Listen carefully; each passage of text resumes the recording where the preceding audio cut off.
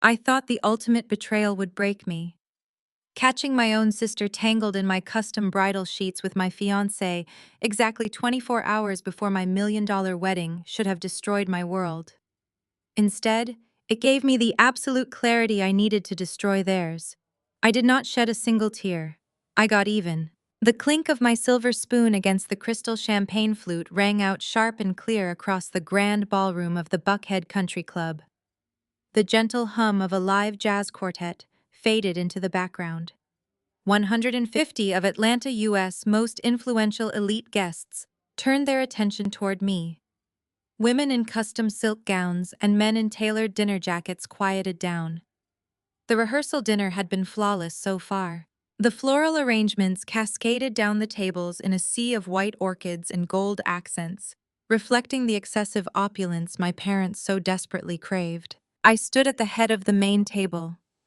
I did not look like a woman whose heart was broken. I wore a crimson evening gown that commanded the room, my posture perfectly straight, my expression warm and radiant.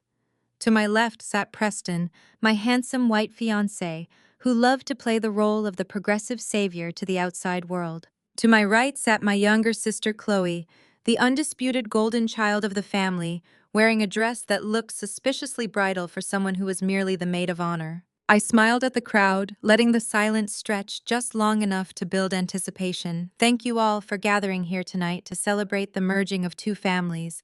I began, my voice carrying easily through the microphone. They say that a wedding is not just about the bride and groom.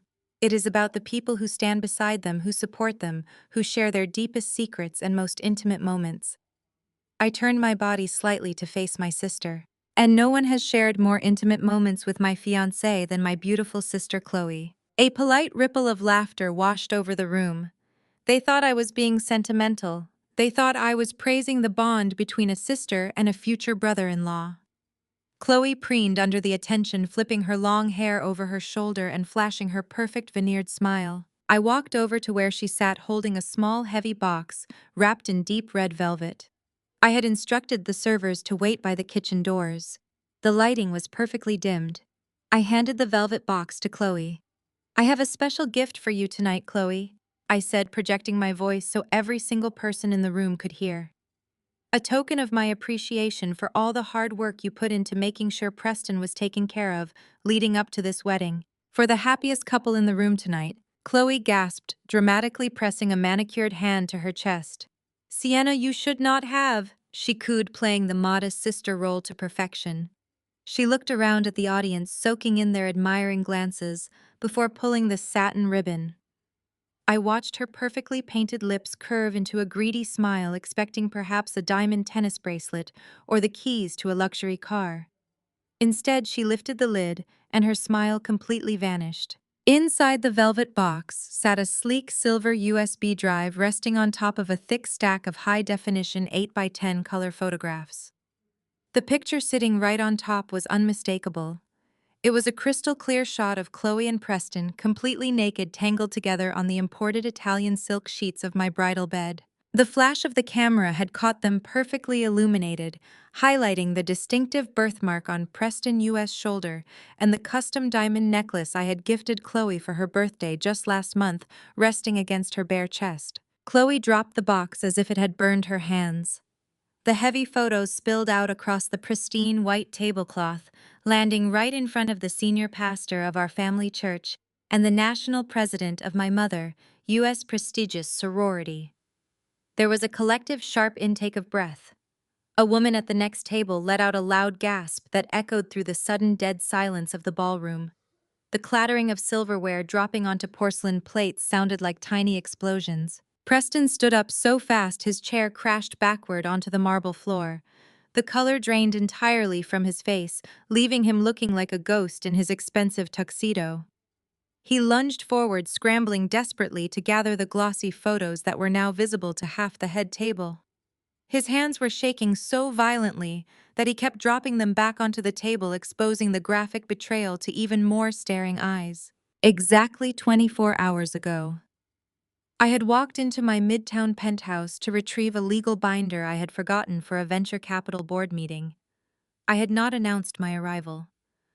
The private elevator doors opened silently directly into my custom foyer.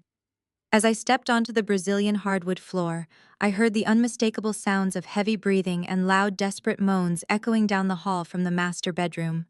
I did not scream. I did not drop my designer bag in a dramatic fit of weeping. I walked silently down the hallway, my bare feet making no sound, and pushed the partially open bedroom door. There they were, my own sister and the man I was supposed to marry in less than 2 days, twisting in my sheets. My heart turned to absolute ice in my chest, but my hands were completely steady. I pulled out my phone, hit the record button, and captured 5 full minutes of their betrayal in high definition. I quietly picked up the 5-carat diamond engagement ring Preston had carelessly left sitting on the nightstand, dropped it into my purse, and walked out the front door. I sat in the back of my chauffeured car and immediately called my legal team and my private forensic accountant. I did not shed a single tear. I just started calculating. Now back in the opulent ballroom of the country club, the reality of those photos was setting in. The jazz band had completely stopped playing. The waiters stood frozen by the kitchen doors holding trays of expensive appetizers. The air in the room grew thick and suffocating with scandal. Chloe was hyperventilating, her hands covering her face as she let out a pathetic, high-pitched whimpering sound, trying to squeeze out tears to play the victim. "You took pictures!" Preston hissed, his voice trembling with a mixture of raw panic and rising anger. He was clutching a handful of the photos, crushing the glossy paper in his fists, his knuckles turning white. "Sienna, what the hell is wrong with you? Are you crazy?" I looked at him with absolute indifference, meeting his panicked eyes without a single flinch. "I am simply sharing the joy." "Preston," I said, my voice still amplified by the microphone I held in my left hand. "I thought our distinguished guests should see the real reason you two have been so exhausted from all the wedding planning." Fierce whispers erupted across the room like a sudden summer storm. The elite members of Atlanta society were feasting on the scandal of the decade right before their eyes. I could see the judgmental glares from the older generation, the frantic texting from the younger guests, the absolute destruction of the perfect social image my parents had spent their entire lives trying to cultivate and protect. I looked around the room, taking in the shocked expressions of the people who had judged me my entire life. The country club was a fortress of secrets, but tonight I was tearing down the walls. I had spent years shrinking myself to fit into their narrow expectations, dimming my own light so Chloe could shine. I paid for their lavish vacations, funded their charity galas, and smiled politely while they whispered behind my back about how my ambition made me unlovable. My father, David, always told me that a woman's true worth was measured by the man standing beside her. He believed Preston was my saving grace, the golden ticket that validated my existence in their elite circles. What he failed to realize was that I never needed a savior. I was the architect of my own empire, and I was about to dismantle theirs brick by brick. Before Preston could formulate another pathetic excuse, the heavy silence was shattered by the screech of my mother pushing her chair back. Vivian marched around the grand table, her designer heels clicking furiously against the marble. I expected her to turn her wrath on the daughter who had just slept with her future son-in-law. I expected her to slap Preston for violating the sanctity of our family. But in the twisted hierarchy of my family, I was never the victim. I was only ever the inconvenience. My mother lunged toward me. She did not slap Chloe. Instead, she grabbed my arm, her manicured acrylic nails digging so deeply into my skin that I felt a sharp sting of pain. "Are you absolutely insane?" she hissed, her voice a venomous whisper, meant only for me, but carrying through the quiet room. "Preston's entire family is sitting right over there. His parents flew in from Connecticut for this. You are ruining the reputation of this entire family over a stupid mistake. What is wrong with you?" I looked down at her hand clutching my arm, then back up at her furious face. Her priority was not my broken engagement or my shattered trust. Her only concern was the wealthy white family sitting 3 tables away, and what the local socialites would whisper about her at the next charity gala. "A mistake," I repeated, my voice dangerously calm, lowering the microphone so only our table could hear. "Mom, they were having sex in my bed. That is not a mistake. That is a choice." Keep your voice down, my father, David growled, stepping up right behind my mother. He pointed a thick warning finger directly at my face, his jaw clenched with rage. You always have to make everything about you, Sienna. You could have handled this quietly behind closed doors like a respectable woman. But no, you had to create a public spectacle. You are embarrassing us in front of the most important people in the city. I stared at the man who was supposed to protect me. My entire life had been a series of sacrifices made at the altar of Chloe U.S. happiness. When she stole my science fair project in high school because she needed the academic credit, they told me to be the bigger person. When she crashed my college graduation because she was jealous of the attention, they told me to stop being so sensitive. And now when she stole the man I was going to marry, they were demanding I sweep it under the rug to protect her image and their precious social standing. Just let her have him, Vivian demanded, giving my arm another vicious shake. She is crying. Look at what you have done to your sister. If she is sleeping with him, it means they have a connection. She might even be pregnant by now. You are a successful businesswoman, Sienna. You do not even need a husband right now. You can find someone else. Just apologize to the guests, fix this mess, and give your sister some grace. I slowly and deliberately pried my mother's fingers off my arm, peeling her hand away with a look of absolute disgust. I did not raise my voice. I did not need to. I had something much more powerful than anger. I had leverage. I watched Preston straighten his shoulders, adjusting the cuffs of his tailored shirt, as if preparing for a boardroom negotiation instead of the fallout of his own infidelity. The sheer audacity of his posture fueled the cold fire burning in my chest. He actually believed he was the prize in this scenario. He believed that his mediocre tech startup and his carefully curated old money aesthetic made him superior to me. He had always held a subtle, quiet bias, pretending to be the enlightened white knight, rescuing the driven black businesswoman from a life of solitary ambition. But the truth was far less romantic. He was a parasite feeding off my resources, my connections, and my relentless drive. Chloe continued to sob loudly into her hands, peering through her fingers to gauge the reaction of the crowd. She had spent her entire life performing for audiences, and this was her masterpiece. She wanted them to see a tragic love story where she and Preston were star-crossed lovers, forced to hide their undeniable passion. She wanted me to look like the bitter, angry sister who stood in the way of true romance. My mother. Vivian gently rubbed Chloe's back completely, ignoring the fact that I was the one whose wedding had just been obliterated. The hypocrisy was staggering, but no longer surprising. I took a deep breath, feeling the absolute stillness settle over my mind. The time for shrinking was over. The time for protecting their fragile egos was done. It was time to burn the facade to the ground. He thought he had the upper hand because my family was standing behind him. I thought he could publicly humiliate me and walk away unscathed. He was about to learn a very painful lesson about what happens when you corner a woman who holds the keys to your entire existence. Preston reached across the table and snatched the microphone directly from my hand. He gripped it so tightly his knuckles turned a stark white against the dark casing. He took a deep breath, puffing out his chest and adjusting the lapels of his custom tuxedo. He was trying to regain control of the room, to project the image of the rational, level-headed man who had simply been pushed to his limits by an unreasonable woman. He looked out at the sea of shocked faces, the elite members of Atlanta society, and then he looked down at me with a sneer that twisted his handsome features into something ugly and resentful. "I am not going to apologize to you, Sienna," he said, his voice booming through the speakers and echoing off the vaulted ceilings of the country club. I tried. God knows I tried to make this work. But you are impossible to love. You are cold. You are calculating. You treat this relationship like it is a corporate merger, and you treat me like an employee you can manage. You are so obsessed with your spreadsheets, your venture capital funds, your endless board meetings that you forgot how to be a woman. A murmur rippled through the crowd. I could see some of the older men in the room nodding slowly, their outdated patriarchal views aligning perfectly with his sudden outburst.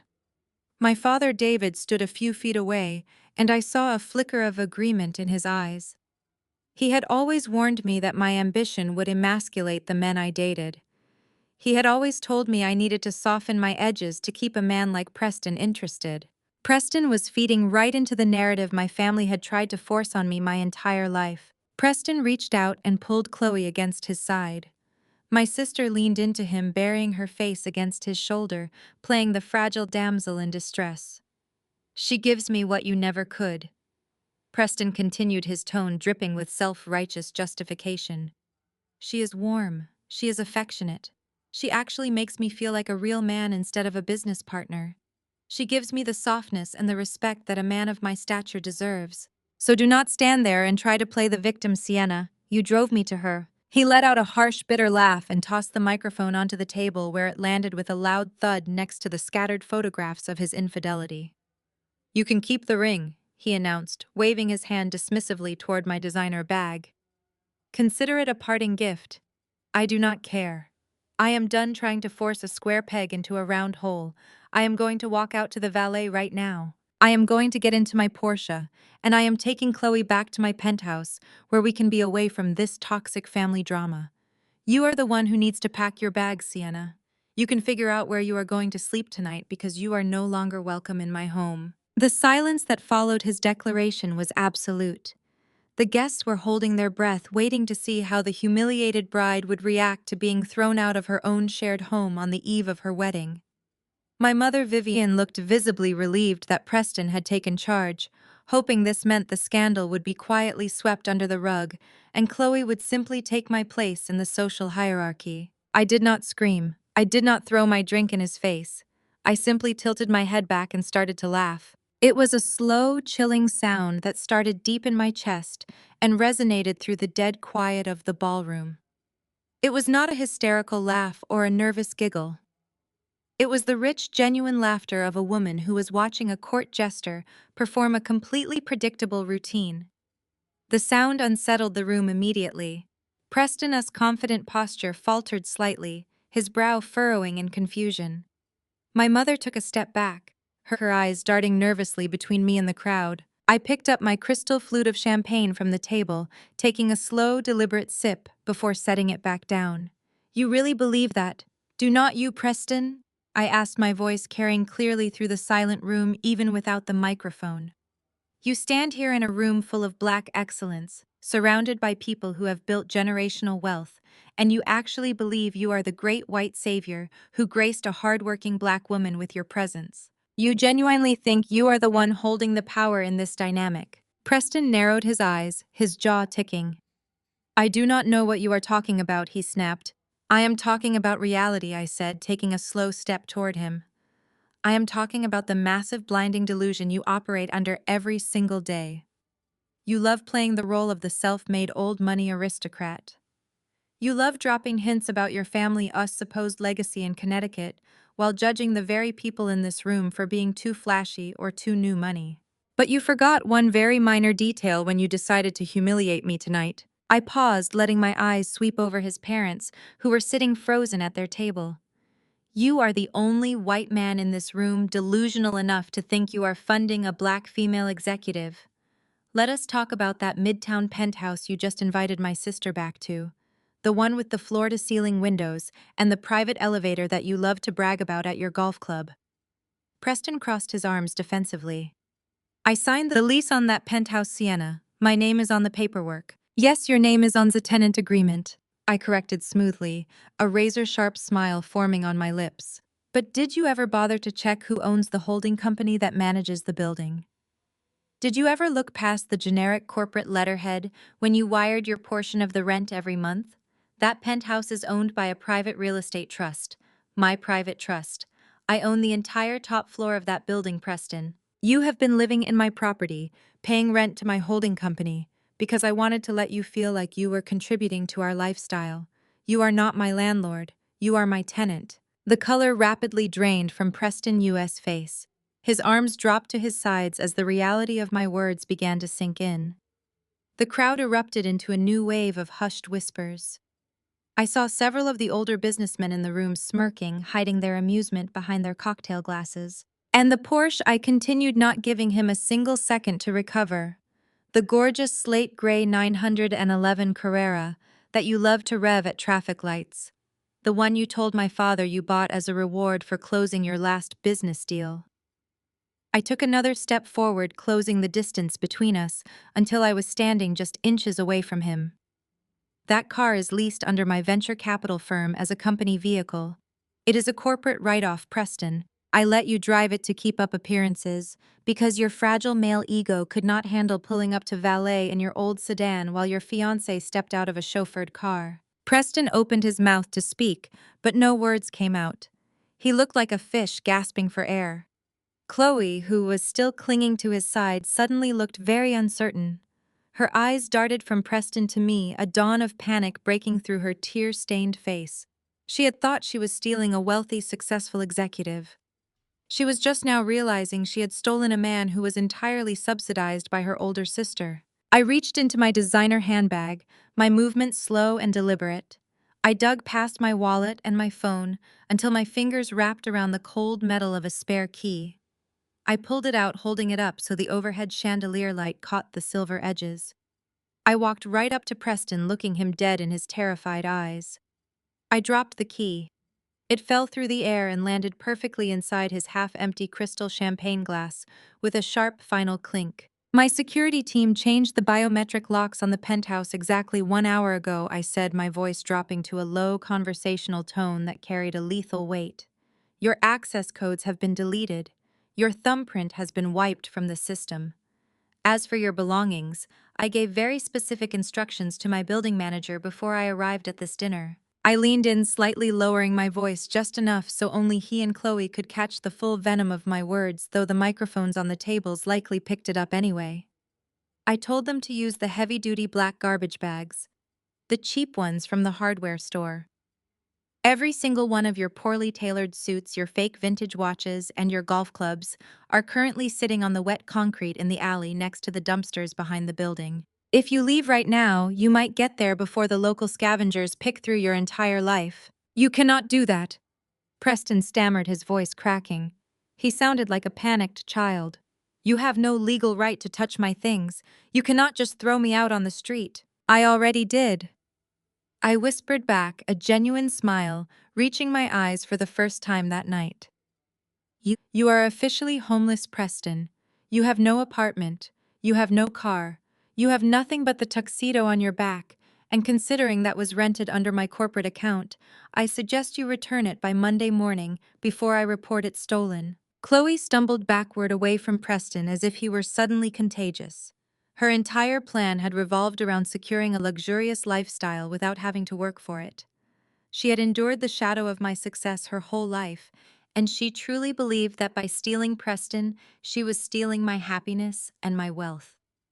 The realization that she had just blown up her relationship with her family to run away with a broke, homeless fraud was causing a visible meltdown in her eyes. Preston looked around the room, seeing the mocking stares of the elite crowd. He saw his own parents hiding their faces in shame. The carefully constructed facade he had spent years building was lying in ruins on the marble floor alongside the photos of his infidelity. But the audacity of a mediocre man knows no bounds. Instead of accepting his defeat and walking away with whatever tiny shred of dignity he had left, his face twisted into a mask of pure rage. He bared his teeth, snarling like a cornered animal. "You think you are so smart, Sienna," he shouted, pointing a shaking finger directly at my chest. "You think you hold all the cards just because you have some real estate and a leased car. You are nothing but a glorified landlord. I do not need your penthouse. I do not need your charity." He stood in the center of the devastated dining room, breathing heavily as he desperately tried to cling to the illusion of his own superiority. His face was flushed with a mixture of profound embarrassment and furious arrogance. I truly believed that his position as a technology founder made him untouchable. He believed that no matter what he did in his personal life, his professional status would always serve as an impenetrable shield against any real consequences. He tightened his grip on Chloe, pulling her closer to his side, as if presenting her as a trophy to the audience. He looked around the ballroom at the staring faces of the Atlanta elite, trying to project an aura of total dominance. "You really think throwing me out of an apartment is going to ruin me?"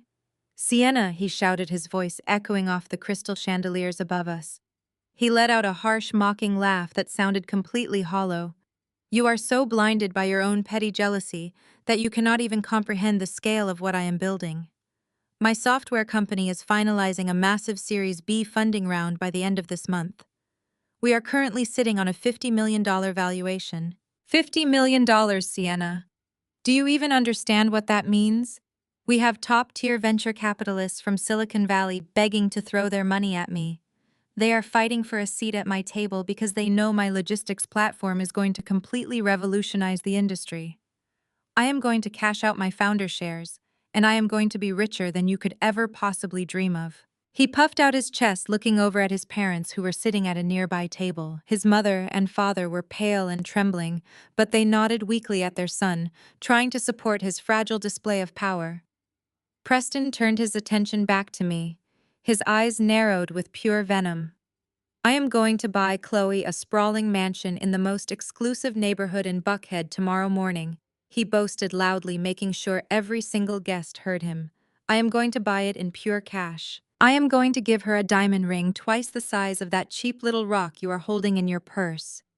We are going to build a magnificent life together that makes your miserable, lonely existence look like an absolute joke. Chloe, who had been cowering in fear just moments before, suddenly seemed to find her courage. The mention of $50 million and a mansion in Buckhead immediately reignited her insatiable greed. She wiped the fake tears from her face and lifted her chin, looking at me with that familiar smug expression I had hated since childhood. She practically vibrated with malicious joy as she pressed herself against Preston. "You are just a bitter old spinster, Sienna," she announced, her voice loud and shrill. "You are just mad because Preston finally realized he wanted a real, vibrant woman instead of a cold, calculating machine.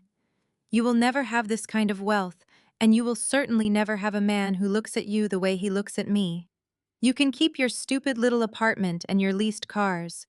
Preston is destined for greatness, and you are just a pathetic footnote in his success story." The sheer delusion radiating from the two of them was almost fascinating to witness. They were standing on the deck of a rapidly sinking ship and loudly bragging about the spectacular ocean view. They genuinely thought his startup company was their golden ticket to a life of unlimited luxury. They had completely convinced themselves that they had won the ultimate victory. I let them bask in their shared fantasy for exactly 60 seconds. I let every guest in the grand ballroom hear their arrogant claims and ridiculous promises. I wanted their public declarations of supreme confidence to echo off the walls because it would make their inevitable destruction so much more satisfying. I raised my left hand and made a very subtle gesture toward the heavy oak doors at the back of the ballroom. My executive assistant Maya was already waiting in the shadows. Maya was impeccably dressed in a sharp-tailored black suit, and she marched down the center aisle with the terrifying precision of a military general.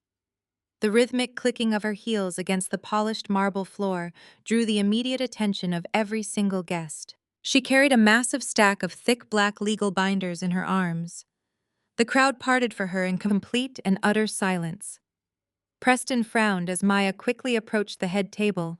His arrogant smile wavered just a fraction as he tried to process what was happening. Maya stopped right beside me and slammed the heavy stack of legal binders down onto the table. The loud, aggressive thud made Chloe jump and clutch the arm of Preston even tighter. I rested my hand gently on the top binder and looked directly into the confused, terrified eyes of my former fiancé. "A $50 million valuation," I asked, my voice smooth and dangerously calm. "That is a very impressive number, Preston. It sounds incredibly prestigious when you announce it to a room full of wealthy investors and socialites. But I think you are leaving out a very crucial chapter of your remarkable success story." Preston swallowed hard, his Adam apple bobbing nervously, but he tried to maintain his defiant posture. I asked him if he remembered what happened to his revolutionary logistics startup exactly 4 months ago. I asked him if he remembered sitting on the floor of my living room, crying into his hands like a helpless child because his lead developer had quit and his payroll account was completely empty. The guests in the ballroom leaned forward eagerly, drinking in the humiliation. Preston turned a bright shade of crimson. He opened his mouth to loudly deny it, but I did not give him the chance to speak. "You were exactly 3 days away from filing for total bankruptcy," I announced, my voice carrying absolute authority. "Your servers were about to be shut down permanently, and your remaining employees were threatening to sue you for unpaid wages. You begged every single investor in Atlanta for a financial lifeline, and every single one of them laughed you right out of their offices. They saw through your charming facade and realized your software was a disjointed mess built on stolen code. Chloe looked up at Preston, her eyes wide with fresh shock. He had clearly never told her that his golden empire was built on quicksand. Preston sputtered, attempting to defend his shattered pride. He claimed it was just a temporary cash flow issue, and that he had secured major private funding immediately after. He proudly stated that an anonymous shadow fund out of New York had recognized his sheer brilliance and wired $5 million to save his company and fund his Series B expansion. He looked around the room, desperately trying to salvage his public image.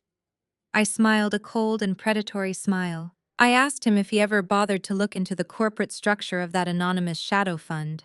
I asked him if he ever questioned why an out-of-state venture capital firm would blindly wire $5 million to a failing startup without ever requiring an in-person meeting or a technical audit. Preston stared at me, the blood completely draining from his face as the terrifying reality began to dawn on him. He started shaking his head slowly, muttering under his breath that it was absolutely impossible. I opened the top black binder and pulled out the primary funding agreement.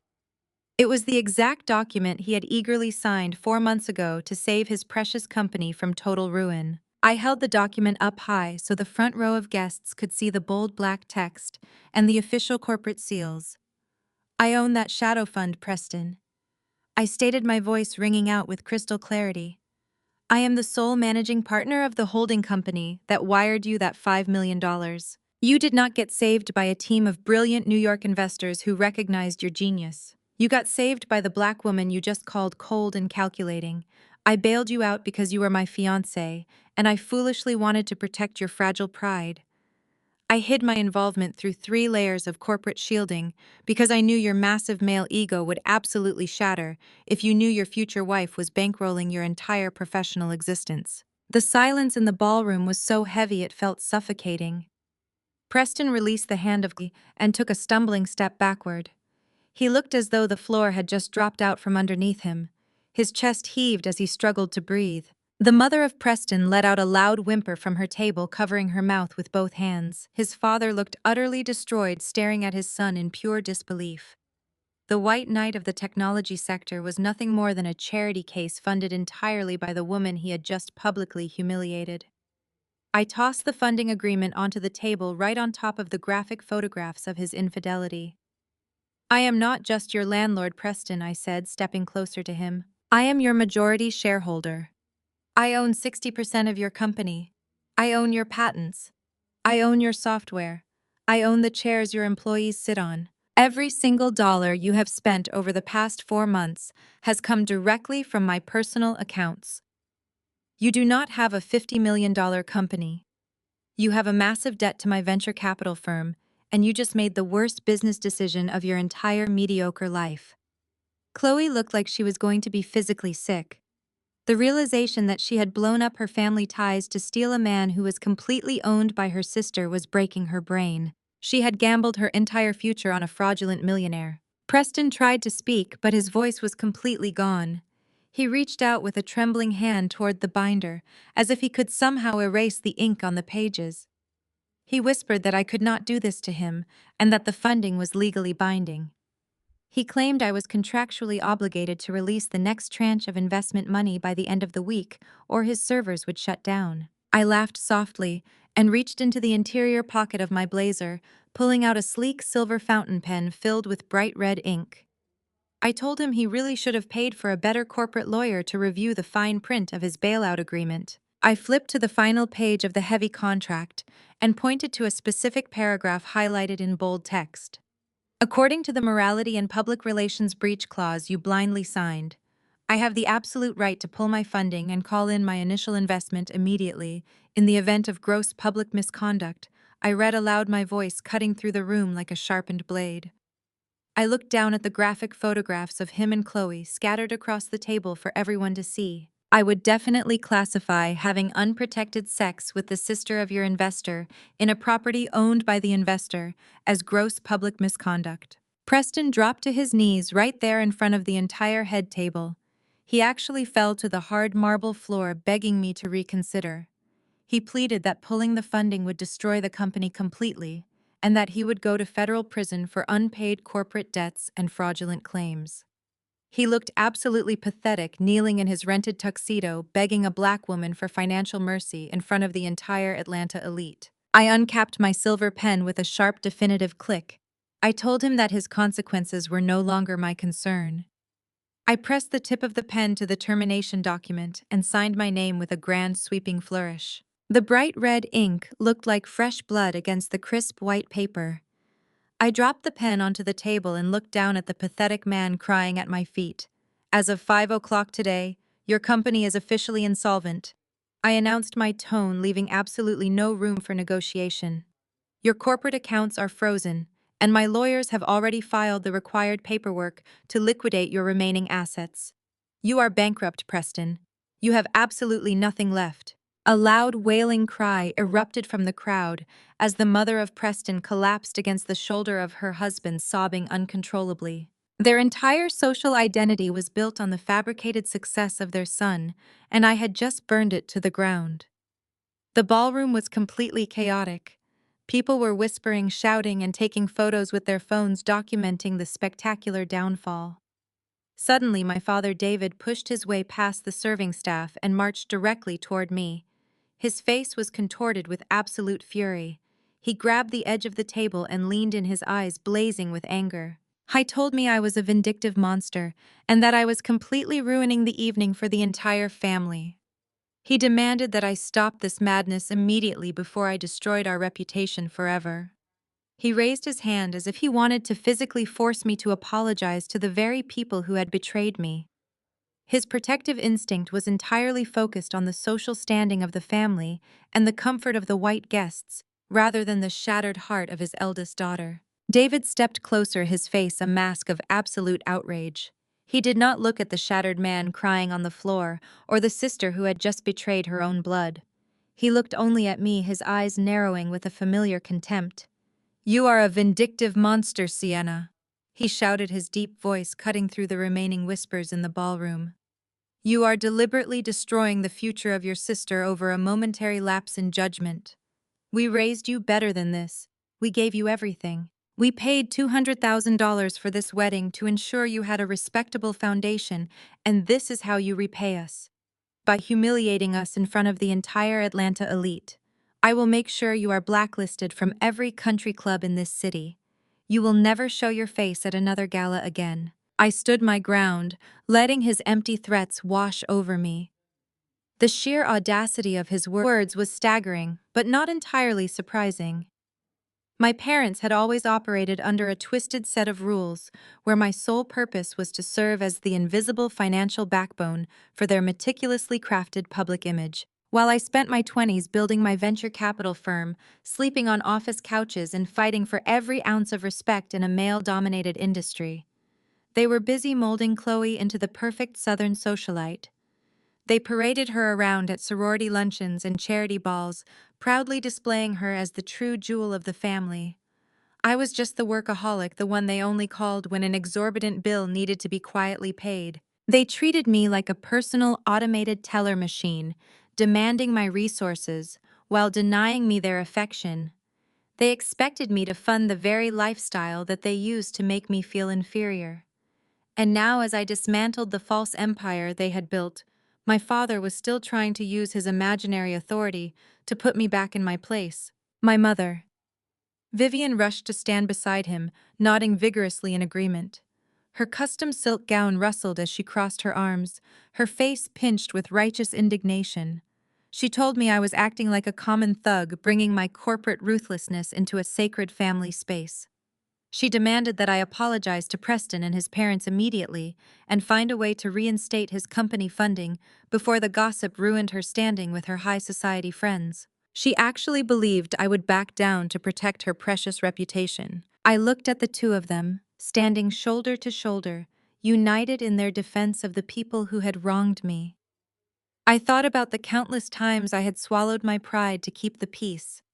When Chloe racked up $30,000 in credit card debt during her senior year of college, my parents begged me to clear it so her record would remain pristine. They told me it was my duty as the older, successful sister to ensure she did not face any unnecessary hardships. When my father wanted to upgrade his membership at this exact country club to impress his business associates, he asked me to sponsor him and cover the initiation fees. He claimed it was an investment in the family name. I had paid for the roof over their heads, the clothes on their backs, and the very food they were digesting right now. I had quietly funded the extravagant vacations they took to the coast and the luxury vehicles they drove through the affluent streets of Atlanta. Yet they still looked at me as if I was the villain in a story they had written. They wanted me to bow my head and accept my designated role as the collateral damage in the pursuit of the happiness of Chloe. They honestly believed I would fold under the pressure of public scrutiny because they had spent 3 decades training me to prioritize their comfort over my own boundaries. I took a slow breath, feeling the cold, clinical logic of my business mind completely take over. I realized in that moment that they were not just protecting Chloe. They were protecting their investment. They thought Preston was going to be the ultimate prize, a wealthy white son-in-law who would elevate them into a completely different stratosphere of society. They had bet all their chips on him, and now that I had revealed his pockets were completely empty, they were lashing out in pure panic. They were trying to salvage a sinking ship by throwing me overboard. I turned away from their furious faces and scanned the perimeter of the room. The general manager of the country club, a tall, distinguished man named Marcus, was standing nervously near the kitchen doors, trying to keep his staff from staring. I raised my hand and signaled for him to approach the head table. Marcus hurried over, his posture stiff with professional anxiety. He had known my family for years and was clearly unsure how to navigate the explosive drama unfolding in his venue. I looked back at my father, who was still breathing heavily from his self-righteous rant. $200,000 wedding, I repeated, keeping my voice low and dangerously even. That is a very impressive figure, Dad. It sounds incredibly generous when you announce it to a room full of people. But I think your memory is starting to fail you in your old age. I asked him if he forgot that his personal credit cards had been declining across the city since late last month. The jaw of my father snapped shut. The angry flush on his cheeks rapidly gave way to a sickly pale color. He glanced around nervously, suddenly terrified that the wealthy guest sitting nearby had heard my words. Vivian stiffened, her hand flying to her throat as she let out a small, choked gasp. I gestured broadly toward the extravagant dining room. From the imported butter-poached lobster resting on your china plates to the towering floral centerpieces that you insisted had to be flown in from Holland, every single element of this rehearsal dinner was paid for by me. I pointed a perfectly manicured finger directly at the stunning custom silk dress my sister was wearing. Even that ridiculous bridal gown Chloe decided to wear tonight was charged to my account when your platinum card was rejected at the boutique. I let you take the credit because I wanted my wedding to go smoothly, but you have not contributed a single dime to this event. The surrounding guests began to murmur among themselves, their whispers growing louder as the facade of my parents broke apart. The realization that the wealthy, sophisticated family they admired was actually flat broke and living on my dime sent a wave of shock through the crowd. I watched as the prominent judges, local politicians, and wealthy entrepreneurs leaned in closer to their tables, fascinated by the sudden unraveling of the pristine reputation of my father. The white parents of Preston, who had been glaring at me just moments ago, now looked at my father with expressions of profound disgust. They had thought they were merging families with an equal social power, but they were just looking at a mirror image of their own financial desperation. The silent judgment from the elite circles of Atlanta was a punishment worse than any physical blow for my parents. Their entire existence was validated by the envy of their peers, and now they were nothing more than a cautionary tale. I reached into my handbag and pulled out my heavy metal black American Express card, dropping it onto the table where it landed next to the stack of graphic photos. You do not have the power to blacklist me from this country club. Dad, I stated, my voice ringing with absolute authority. Because I am the one who pays the annual dues for your membership. I am the one who covers your bar tab every weekend when you entertain your friends. Without my financial backing, You do not even have the clearance to walk through the front doors of this establishment. You are nothing but a guest in the life that I built. Vivian tried to speak, her voice shaking with a mix of fury and intense embarrassment. She claimed I was making things up to embarrass them, asserting it was a temporary banking error that had caused the cards to decline. She desperately tried to maintain her carefully constructed illusion for the watching audience, insisting that their wealth was tied up in complex real estate investments and liquid assets. But the desperate tremor in her voice betrayed her lies. The women from her prestigious sorority were already looking away, actively distancing themselves from the sinking ship. I told my mother to stop humiliating herself. I reminded her that my private accounting team handled all of their finances, and that I had the exact statements showing their massive debts and outstanding loans. They had spent years mocking my dedication to my venture capital firm, calling my business ventures unladylike, while secretly relying on my corporate dividends to fund their lavish lifestyle. They had bitten the hand that fed them for the absolute last time. I was done being their silent benefactor. I was done subsidizing their toxic behavior and paying for the privilege of being treated like a second-class citizen in my own family. I turned my attention back to Marcus, the general manager, who was standing silently observing the destruction of our social standing. He held a silver tray against his chest, his eyes darting between my furious father and my perfectly calm demeanor. "Marcus," I said, projecting my voice clearly so the remaining stragglers in the room could bear witness. "I am officially pulling all of my financial support for this event and all future events associated with this family. I want you to cancel the wedding ceremony scheduled for tomorrow afternoon. Cancel the string quartet, the caterers, the ice sculptures, and the imported floral deliveries. I want the custom dance floor dismantled and the lighting crew sent home. Release the venue to whatever wait list you have, because there will be no celebration here tomorrow." Marcus nodded quickly, pulling a small notepad from his pocket. He did not ask any questions or express any hesitation. He knew exactly who controlled the massive corporate accounts that kept the country club profitable during the off-season.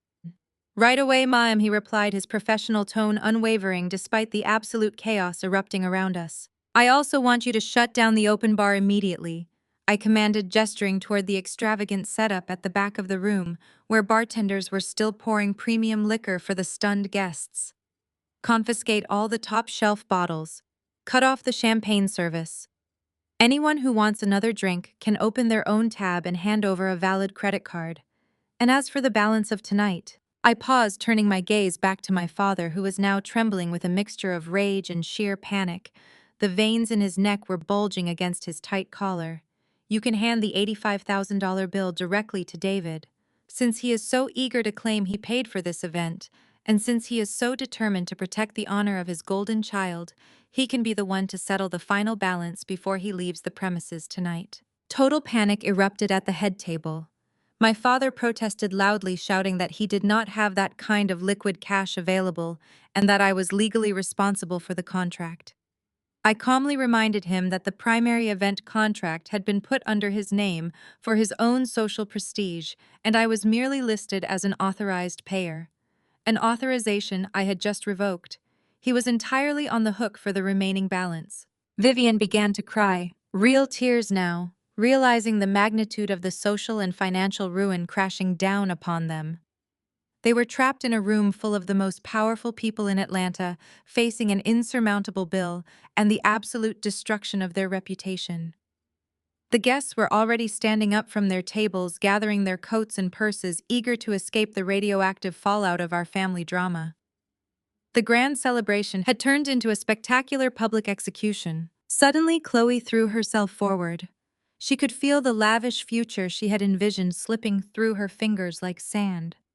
She scrambled up from her chair and dropped heavily to her knees right on the cold marble floor. She ignored the ruined photos scattered around her and grabbed the edge of the table, looking up at me with wild, desperate eyes. The polished, beautiful socialite was entirely gone, replaced by a terrified woman who realized she had just destroyed her only source of income. She abandoned her arrogant posture, entirely reverting to the manipulative tactics she had used since childhood, whenever she wanted to escape the consequences of her own terrible actions. "You cannot do this to me, Sienna," she screamed, her voice cracking with hysterical panic. The sound of her begging echoed off the crystal chandeliers. "You cannot take away the wedding and the money. You have to forgive us. We are family. You have to let Preston keep his company. I am pregnant." She pressed both hands dramatically over her flat stomach, sobbing loudly for the entire room to hear. "I am carrying the baby of Preston, and you cannot put your own niece or nephew out on the street." Chloe was kneeling on the cold marble floor, her custom silk dress pooling around her legs like a deflated parachute. She pressed both of her perfectly manicured hands against her incredibly flat stomach, sobbing with such theatrical intensity that I almost expected a Hollywood director to step out from the kitchen and yell cut. She repeated her claim, letting her voice crack perfectly on the final syllable, ensuring that every single guest in the grand ballroom heard her desperate plea. She wailed that she was carrying the child of Preston and that I was a heartless monster for trying to leave my own unborn niece or nephew destitute on the streets of Atlanta. The reaction from this crowd was instantaneous and entirely predictable. The collective gasp that echoed through the room was heavy with shock and sudden moral outrage. In the highly judgmental world of the Southern elite, a pregnant woman was the ultimate trump card. It was the one societal shield that could instantly transform a home-wrecking sister into a tragic, sympathetic figure. Chloe knew exactly what she was doing. She was weaponizing the illusion of motherhood to force me into a corner, hoping that the public pressure of a prestigious country club would compel me to open my checkbook and reinstate the corporate funding. Preston, who had been completely paralyzed by the realization of his own bankruptcy, suddenly snapped back to life. The white knight complex that governed his entire mediocre existence flared up with renewed vigor. He practically scrambled across the floor to drop to his knees beside her, wrapping his arms protectively around her shoulders. He looked up at me with an expression of profound self-righteous anger, completely forgetting that just 10 minutes ago he was begging me for financial mercy. The parents of Preston, who had been hiding their faces in shame, suddenly found their courage as well. They rushed over to the center of the room, hovering over Chloe like protective gargoyles, glaring at me as if I was the one who had committed a mortal sin. Chloe leaned her head against the chest of Preston, peering up at me through her tear-soaked eyelashes. The fear in her eyes had been entirely replaced by a vicious, triumphant gleam. She believed she had just played the ultimate checkmate. "You are just jealous, Sienna," she screamed, her voice shrill and dripping with venom. "You are a barren, bitter workaholic who only cares about spreadsheets and profit margins. You could never give Preston the kind of warm, loving family that he actually deserves. You spent all your time building your stupid venture capital firm, and you forgot how to be a real woman. I am giving him a future. I am giving him a legacy. You are just trying to destroy us because you know deep down that you will end up completely alone." The sheer audacity of her words washed over me like a warm breeze. I did not feel a single ounce of pain or jealousy. I only felt a clinical, analytical fascination at how deeply delusional my sister had become. My father, David, immediately seized the opportunity to regain control of the narrative. He stepped forward, his chest puffed out, pointing a demanding finger at my face. "You hear that, Sienna?" he shouted, his voice laced with absolute authority. "Your sister is carrying a child. This is about family now. You are going to call your lawyers right this second and reverse that bankruptcy filing. You are going to let Preston keep his company, and you are going to let them stay in that penthouse until they can find a suitable home for my grandchild. You will not bring the shame of a homeless pregnant daughter down on my head. You will do the right thing for once in your life." My mother Vivian nodded furiously, wiping away a single dramatic tear. She told the surrounding guests that this was a beautiful blessing in disguise and that family must always stick together through difficult times. She actually tried to spin the narrative right then and there, attempting to convince the appalled members of her sorority that the infidelity was just a passionate mistake that had resulted in a miracle. They were perfectly willing to sacrifice my sanity, my dignity, and my massive corporate wealth just to maintain the illusion of a picture-perfect family tree.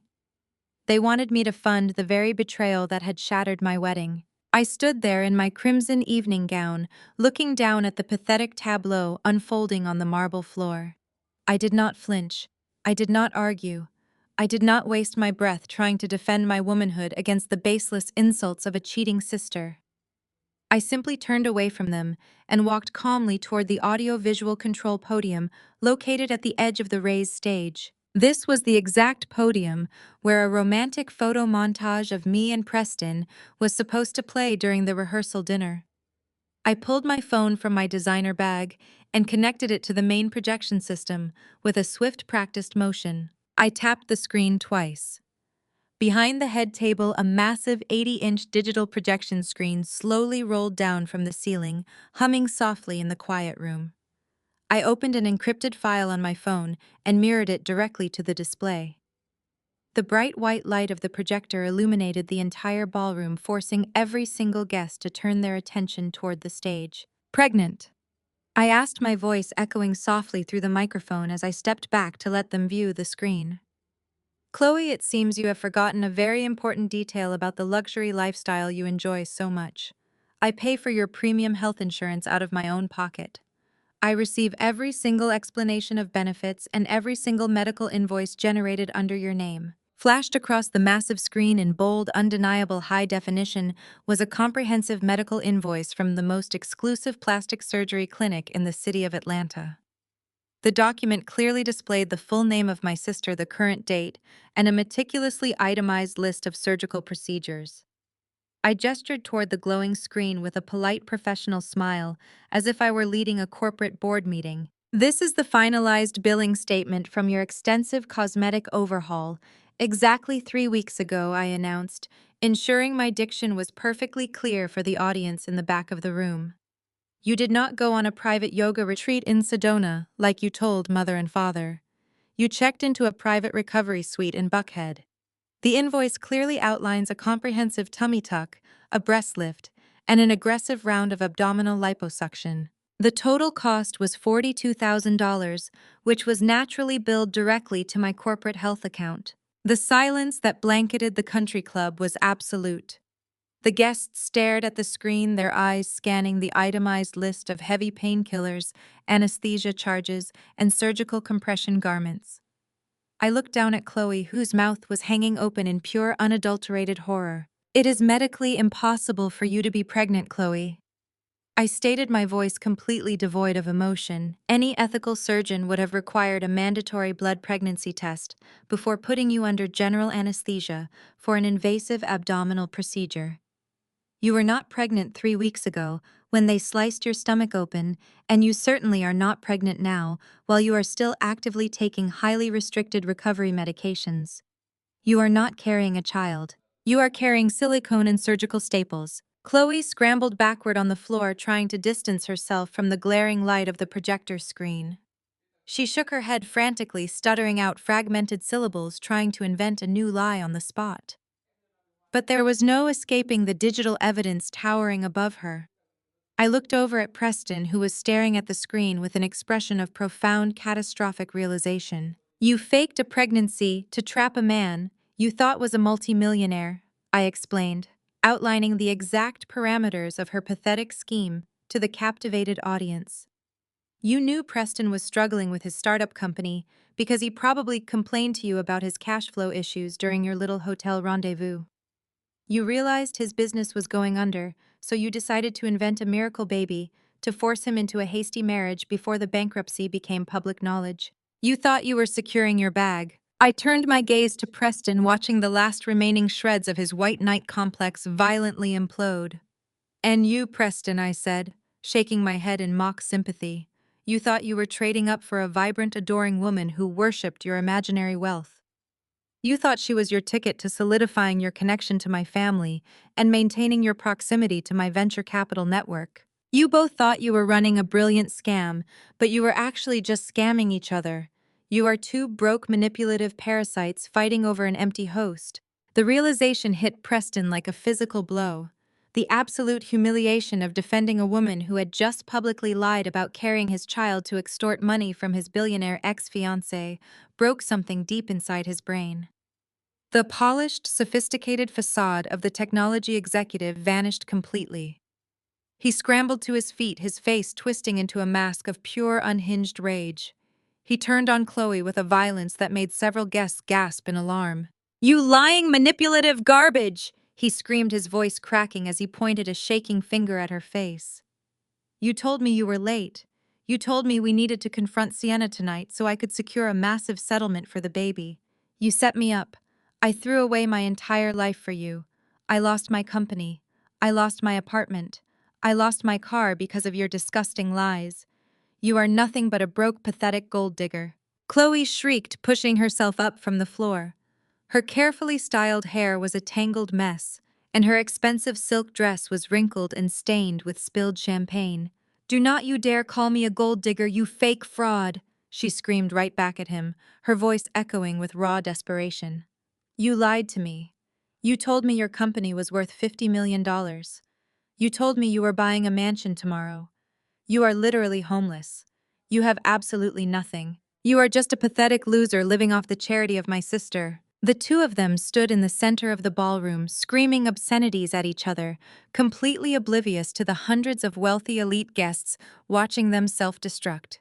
They hurled the ugliest, most vicious insults imaginable, tearing down every single insecurity they had discovered during their 6-month affair. The parents of Preston tried to intervene, pulling at the arms of their son, dragging him away from the screaming woman he had claimed to love just 5 minutes ago. His mother was sobbing, calling Chloe a ghetto scammer and a vile homewrecker, while his father looked like he was about to have a heart attack right there by the dessert table. It was a spectacular collapse of two extreme narcissists, and I watched it happen with a sense of profound detached satisfaction. I had not laid a single hand on either of them, but I had completely obliterated their lives using nothing but the absolute truth. The guests were murmuring loudly, shaking their heads in disgust, turning away from the grotesque display of greed and deception. The elite socialites, who usually thrived on country club gossip, were physically recoiling from the sheer trashiness of the spectacle. My mother Vivian reached her absolute breaking point. The social embarrassment of watching her golden child being publicly exposed as a lying gold-digging fraud was simply too much for her fragile ego to bear. She could not attack Preston, and she could not attack the guests who were currently whispering about her ruined family. So she turned her blinding, irrational fury toward the only target she had ever known how to control. She marched across the floor, her eyes wild and manic, her hands balled into tight fists. She did not yell. She did not demand an apology. She simply closed the distance between us and swung her arm with all the force she could muster. The sharp, resounding crack of her open palm striking my cheek echoed like a gunshot through the chaotic room. My head snapped to the side from the impact. A hot, stinging pain bloomed across my skin, radiating through my jaw. The entire ballroom went dead silent again. The screaming match between Preston and Chloe abruptly stopped. Everyone stared in absolute shock at the matriarch of the family who had just physically assaulted her eldest daughter in front of the entire Atlanta high society. Vivian stood there breathing heavily, her chest heaving as she glared at me with pure, unadulterated hatred. "You are dead to us," she screamed, her voice tearing through her throat, raw and jagged. "You are a cold, vicious sociopath. You deliberately planned this entire spectacle to ruin your sister because you have always been jealous of her beauty. You humiliated this family in front of our friends, our church, and our community. I curse the day I gave birth to you. Do not you ever set foot in our Buckhead mansion again. You are entirely exiled from this family." I slowly turned my head back to face her. I raised my hand and gently touched my stinging cheek, feeling the heat radiating from the skin. I did not cry. I did not shout back. I looked into the furious, desperate eyes of the woman who had just violently severed our biological connection, and I felt a cool, absolute calm wash over my entire soul. She had just given me the ultimate permission to stop holding back. She had just removed the final moral barrier that kept me from unleashing the full devastating extent of my power. The stinging heat on my cheek slowly began to fade, replaced by a profound and absolute numbness that settled deep into my skin. The silence in the grand ballroom of the Buckhead Country Club was no longer just quiet, it was entirely suffocating. A room filled with 150 of the most powerful and influential figures in Atlanta society was completely paralyzed. State senators, corporate executives, and the most prominent figures of the elite sorority of my mother stood frozen like pristine statues.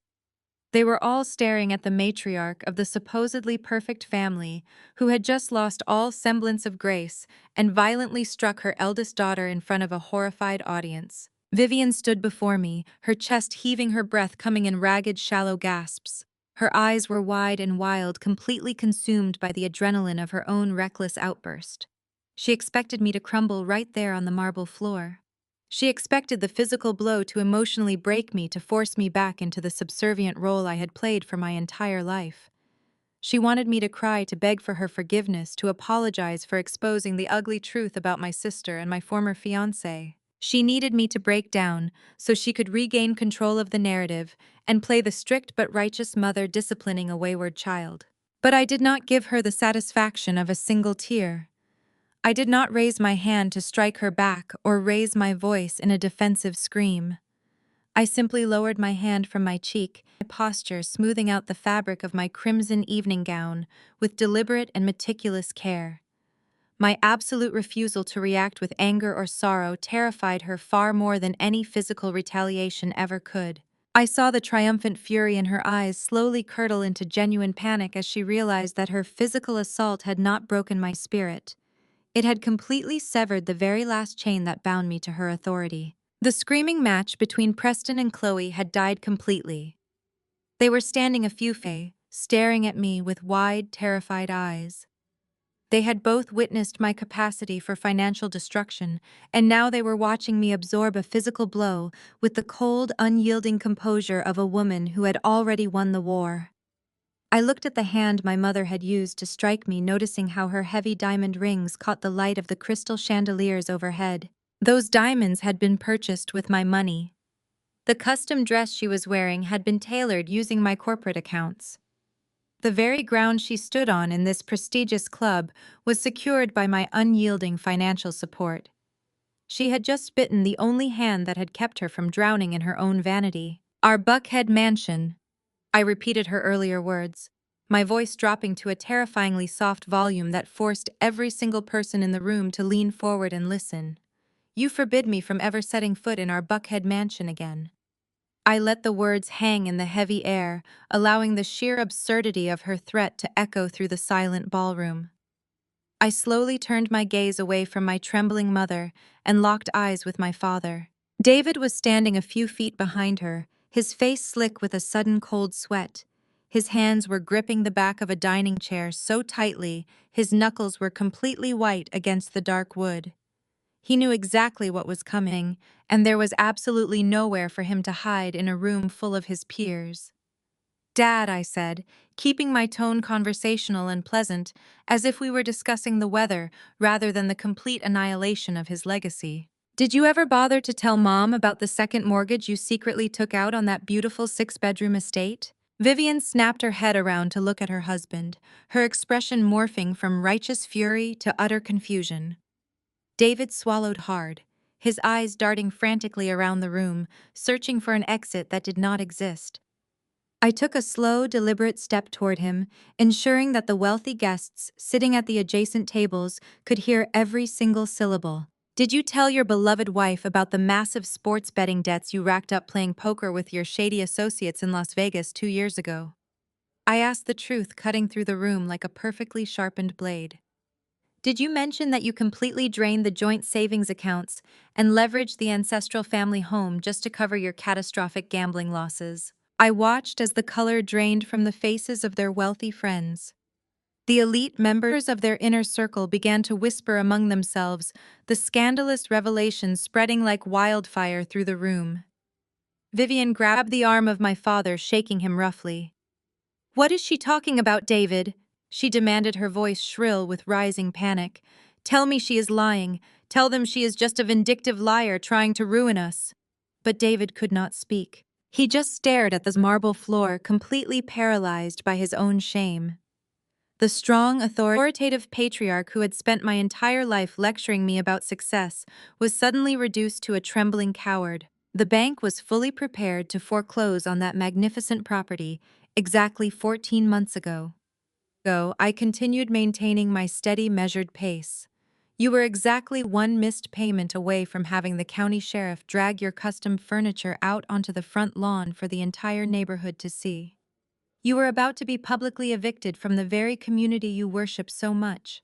But then a miraculous anonymous buyer stepped in at the 11th hour and purchased your toxic debt directly from the banking institution. I paused, letting the weight of my words sink into their terrified minds. Do you know who bought that toxic debt to save your precious social standing, Dad? I asked, tilting my head slightly.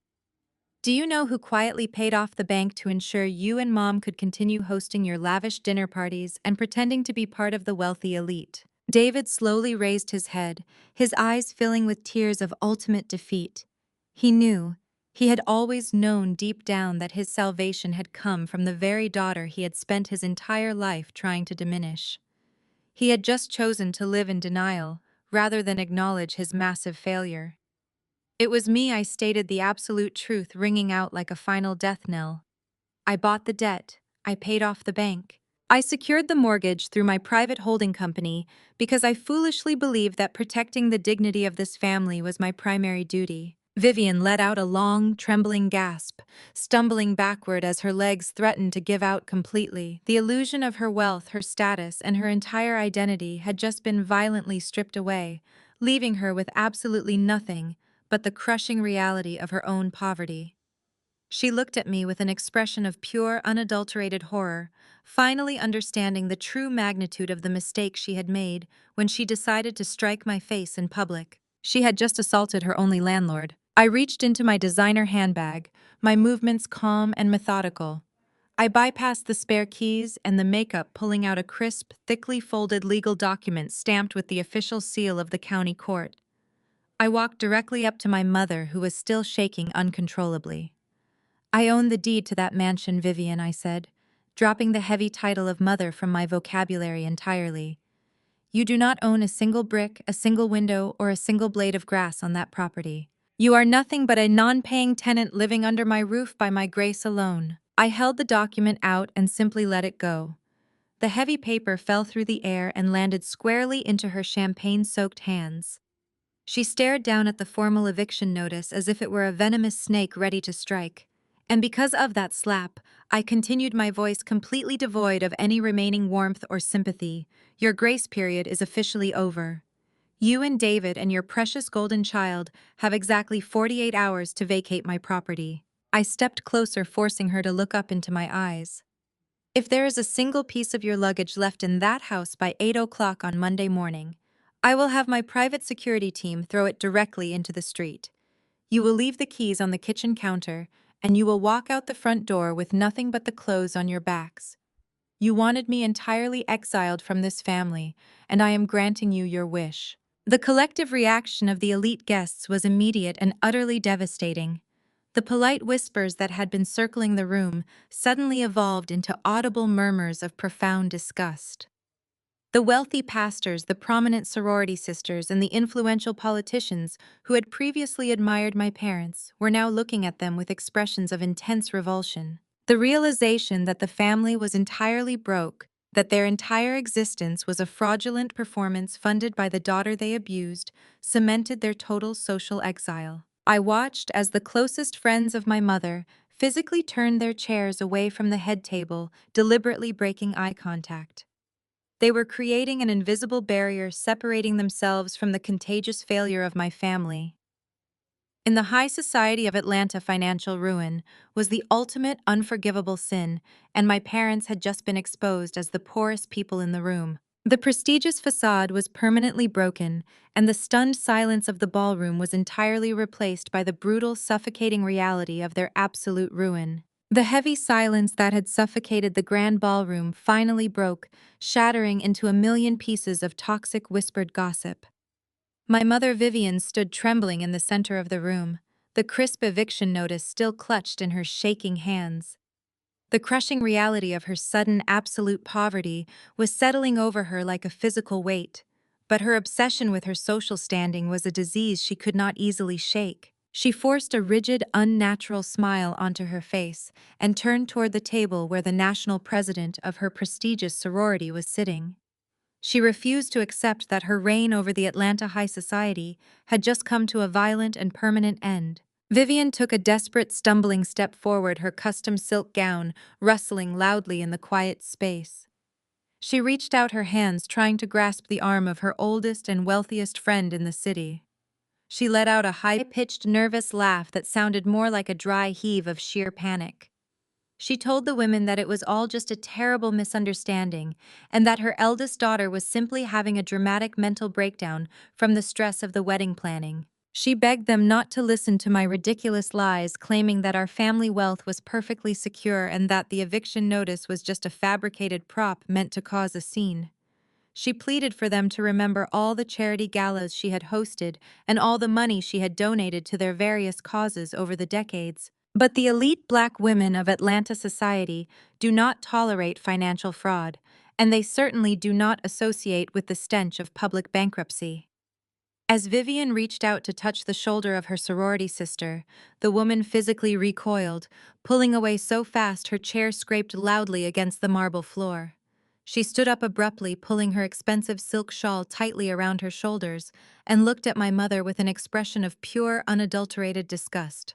The woman told Vivian to take her hands off her immediately and stated that she had never been so profoundly embarrassed to share a room with someone in her entire life. She looked my mother up and down, as if she were staring at a diseased animal that had wandered off the street and into a five-star restaurant. The social death of my mother was instant and completely suffocating to witness. I watched as the other wealthy women at the table stood up in unison, refusing to make eye contact with the woman they had called a sister just an hour ago. They gathered their designer purses and began walking toward the grand exit, leaving Vivian standing entirely alone with her hand outstretched to empty air. My father David fared no better in his desperate attempts at damage control. He tried to corner a prominent local politician who regularly attended his weekend golf outings, hoping to salvage some tiny shred of his shattered dignity. He begged the man to stay for a quick drink to let him explain the complexities of the commercial real estate market and the temporary nature of his gambling debts. The politician did not even slow his pace as he headed for the coat check. He simply told my father that he was a pathetic financial liability and advised him to lose his phone number permanently. He added that the entire business community would know about his fraudulent lifestyle by morning and that he would never secure another executive contract in the state of Georgia. The absolute rejection from the very people they worshipped broke my parents completely. Their shoulders slumped, and their desperate smiles vanished. They realized they had sacrificed their only loyal daughter for a high society facade that had just evaporated into thin air, leaving them with absolutely nothing but the crushing weight of their own debt. While my parents were drowning in the terrifying reality of their permanent social exile, the parents of Preston decided they had endured enough humiliation for one evening. They had sat frozen at their table for the past 20 minutes, watching their golden boy be exposed as a bankrupt fraud and a parasitic liar. They had flown down from Connecticut, expecting to merge their middle-class white family with the immense generational wealth of the Black elite. Instead, they had been publicly dragged into a spectacle of massive financial ruin and grotesque infidelity. The father of Preston stood up, his face flushed an angry mottled red that clashed with his conservative suit. He marched over to where his son was still kneeling on the marble floor, staring blankly at the red ink on the venture capital termination document. The older man grabbed Preston by the collar of his rented tuxedo, hauling him forcefully to his feet. He shook his son violently, yelling that he was an absolute disgrace to their family name and that he had ruined everything they had worked for. The mother of Preston was right behind him, her polite, progressive mask completely slipping away to reveal the ugly prejudice she had been hiding all along. She turned her furious gaze toward Chloe, who was still sitting in a pathetic heap on the floor trying to cover the stains on her dress. The racial and class dynamics they had so carefully tiptoed around during the engagement were completely abandoned in their moment of raw, unhinged rage. The mother of Preston pointed a shaking finger directly at my sister. She screamed that Chloe was nothing but a cheap ghetto scammer who had seduced her brilliant son and dragged him down into the mud.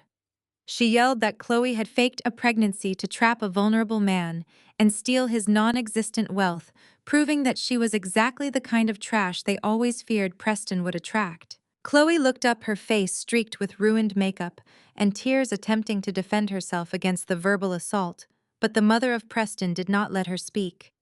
She told Chloe she was a worthless gold digger who had ended up with exactly what she deserved, which was absolutely nothing. She promised Chloe that if she ever tried to contact Preston again, they would hire lawyers to destroy her life. As the parents of Preston dragged their sobbing, disgraced son toward the heavy oak doors of the ballroom, they passed directly by my father.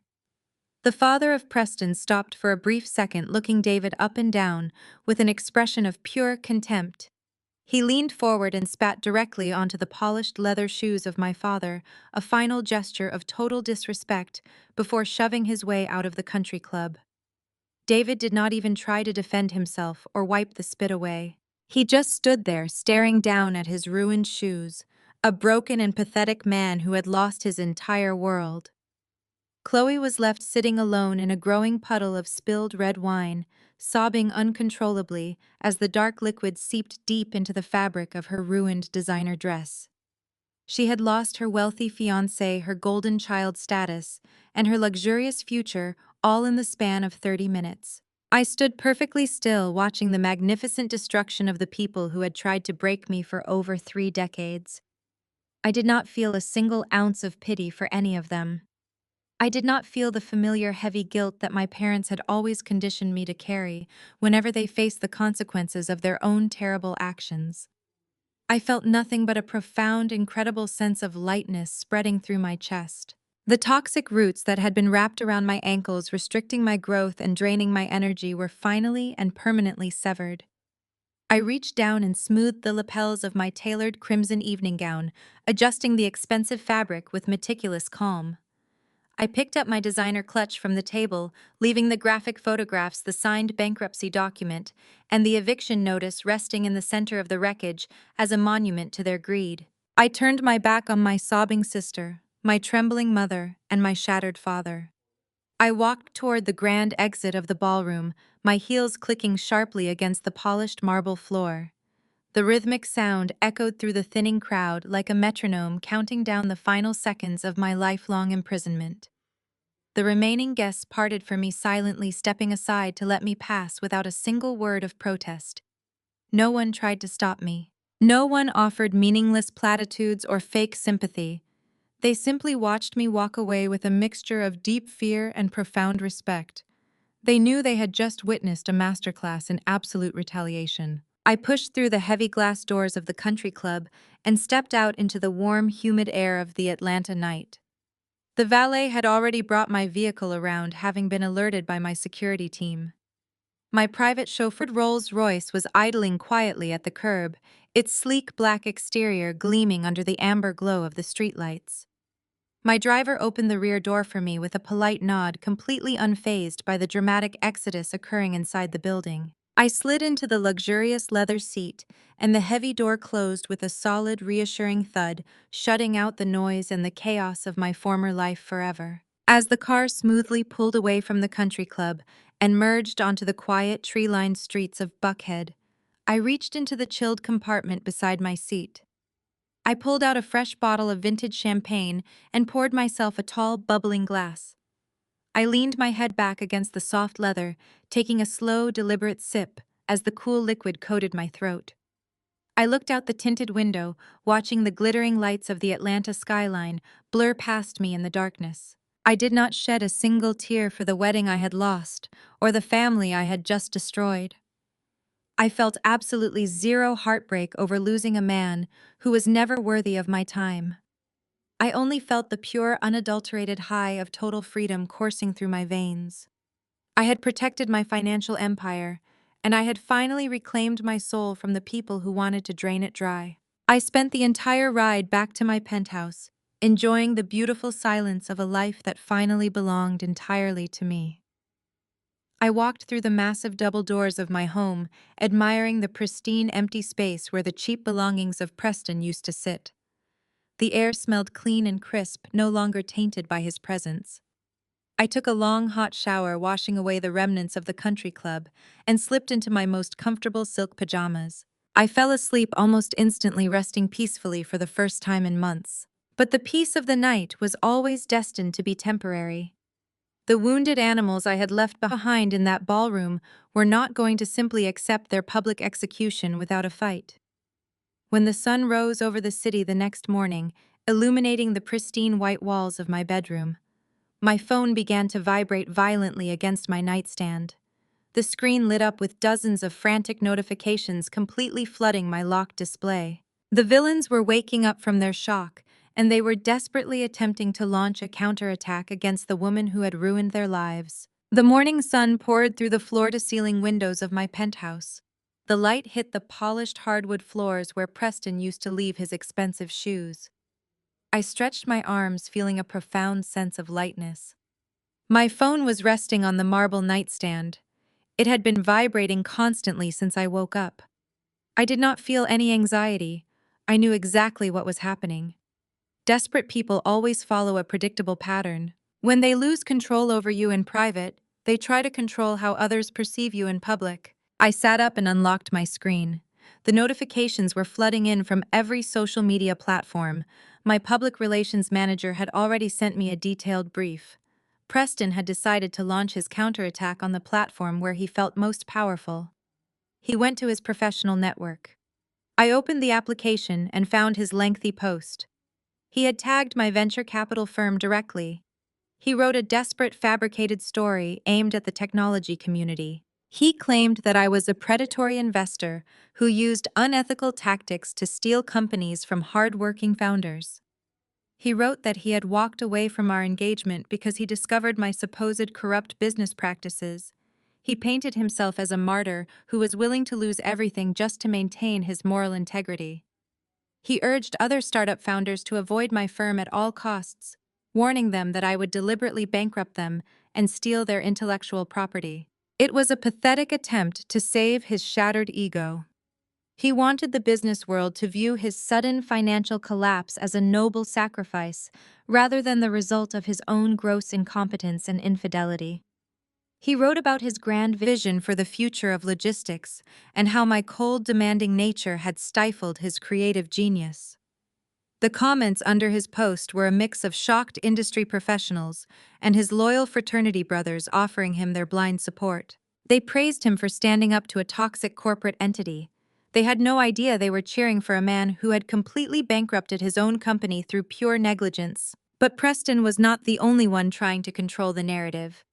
Chloe had taken her performance to a platform better suited for her theatrical talents. I opened the application to find that she had gone live just an hour ago. My public relations team had captured the entire broadcast before it disappeared. I watched the recording with clinical detachment. Chloe was sitting in what looked like a cheap motel room. The harsh fluorescent lighting highlighted the fact that she was not wearing any makeup. She had deliberately styled her hair to look messy and unkempt, playing the role of the traumatized victim. Tears were streaming down her face as she looked into the camera. Her voice shook with manufactured terror. She told her thousands of followers that I was a cold and calculating sociopath. She claimed that I had emotionally abused her for our entire lives, and that last night I had finally snapped. She wove a completely fictional tale about how Preston had realized I was dangerous and tried to protect her from my wrath. She wept loudly, telling her audience that I had thrown her out onto the street with nothing and that I was trying to destroy her reputation out of pure spite. She took her lies even further by bringing our parents into the story. She cried about how I was a heartless monster who was currently attempting to evict our elderly mother and father from their lifelong family home. She framed my legal eviction notice as a horrific act of elder abuse designed to punish them for simply loving her. She begged her followers for their prayers and their support, claiming she was scared for her physical safety. She never once mentioned the photographs of her in my bed. She never mentioned the fake pregnancy or the tummy tuck. She just kept crying and pleading for sympathy, painting me as the ultimate villain in her imaginary tragedy. The comments on her broadcast were filled with people sending her love and validating her lies. They were calling me a monster and telling her she was brave for speaking out. They were both trying to weaponize the court of public opinion. They believed that if they screamed loud enough and cried hard enough, they could force me to retreat. They thought the threat of public embarrassment would make me open my wallet to silence them. They forgot that I do not negotiate with emotional terrorists, and I certainly do not negotiate with broke liars. I walked into my pristine kitchen and turned on the espresso machine. I prepared a cup of matcha, whisking the green powder with slow and deliberate motions. I did not post a single reply to Preston or Chloe. I did not release a frantic statement defending my character. I did not engage in a public shouting match to prove my innocence. When you hold all the power, you do not need to raise your voice. You just need to execute your strategy. I carried my warm cup to the kitchen island and called my lead corporate attorney. He answered on the first ring. I asked him if he had seen the morning updates from my former fiancé. He chuckled and confirmed that his entire legal team was already analyzing the posts. We discussed the specific parameters of the contracts Preston had signed when I bailed out his failing company. I reminded my attorney about the strict non-disclosure agreement that was embedded deep within the venture capital contract. It was a comprehensive and legally binding clause designed to prevent disgruntled founders from disparaging my firm or disclosing any internal financial matters to the public. Preston had signed that document without having a competent lawyer review it because he was too desperate for my money at the time.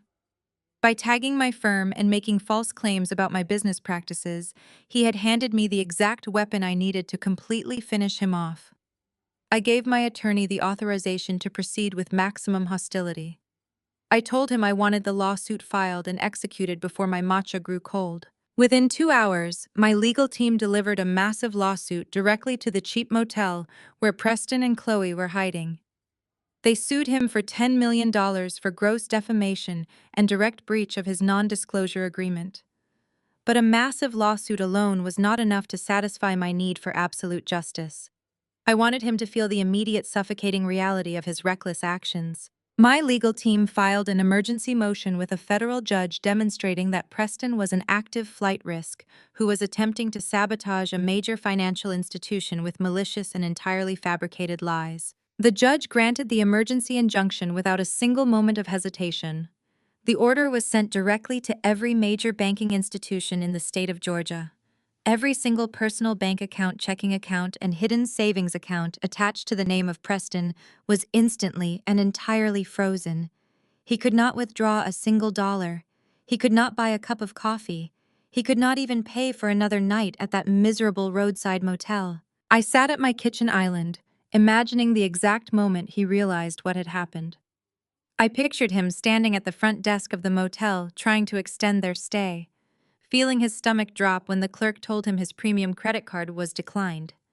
I imagined him frantically calling his bank only to be told by a customer service representative that his funds were permanently locked under a federal court order. I had tried to use his professional network to smear my name, but he had simply expedited his own total destruction. He had triggered a legal landmine that blew up his very last remaining safety net. I was now facing a $10 million lawsuit with absolutely zero capital to hire a defense attorney. He had no company, no penthouse, no car, and now he had no money to even feed himself. He had played a dangerous game of public relations with a woman who owned the entire board. I finished my drink feeling a profound sense of satisfaction. The White Knight was completely stripped of his shiny armor and left to rot in the mud he had created. I thought his privilege would protect him from the consequences of his actions. He was learning the hard way that privilege means absolutely nothing when your bank accounts read zero. While the legal system was quietly dismantling Preston, the internet was about to handle my sister. I did not need to release any evidence myself because the elite guests at the country club had their own agendas. The prominent socialites and wealthy politicians who had witnessed the spectacular implosion of my family were completely addicted to high society gossip. They had spent the entire night whispering about the shocking revelations and sending detailed text messages to their entire social circles. By noon, a completely anonymous account posted a clear audio recording of the confrontation in the ballroom. The recording captured the exact moment I exposed the fake pregnancy and read the medical invoice for the tummy tuck and breast lift aloud to the crowd. The audio quality was incredibly crisp. You could hear the horrified gasps of the wealthy guests and the pathetic scrambling of my sister as her massive lie was torn apart in real time. The anonymous user posted the clip on multiple social platforms, tagging the very accounts Chloe had used to post her crying victim video that morning. The internet is a ruthless and unforgiving place. The same people who had been offering Chloe their deepest sympathies just hours earlier completely turned on her. The audio clip went viral, almost instantly spreading through the city of Atlanta like a massive digital wildfire. The comment sections under her tearful video transformed into a brutal, unyielding comedy roast. People were ruthlessly mocking her fake tears and her desperate attempt to trap a broke man with a fabricated miracle baby. Her comment section was absolutely flooded with clown emojis. Thousands of strangers were dragging her for faking a pregnancy right after getting a tummy tuck. They called her a scammer, a gold digger, and the absolute worst sister in history. Influencers and commentators began making reaction videos analyzing her fake crying and laughing at the pure absurdity of her lies. The public humiliation was absolute and entirely inescapable. People were analyzing every single word she had spoken, pointing out the blatant manipulations and praising the anonymous sister who had exposed her. Chloe tried to delete the negative comments at first, but they were coming in too fast for her to manage. The sheer volume of public mockery was breaking her fragile ego. She could not handle being the joke of the internet. She had spent her entire life trying to be an admired socialite, and now she was nothing but a viral punchline. Within an hour, she was forced to completely deactivate all of her social media accounts, retreating into total digital darkness to escape the relentless wave of mockery. She had lost her platform, her audience, and her fake supportive community. She was sitting in a cheap motel room with a man who had no money and a family who had no home. She was cut off from every single source of validation and financial support she had ever known.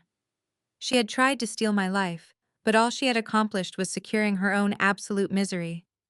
The toxic alliance between the antagonists was completely fractured. They had nothing left but each other, and the devastating realization that they had brought this total ruin entirely upon themselves.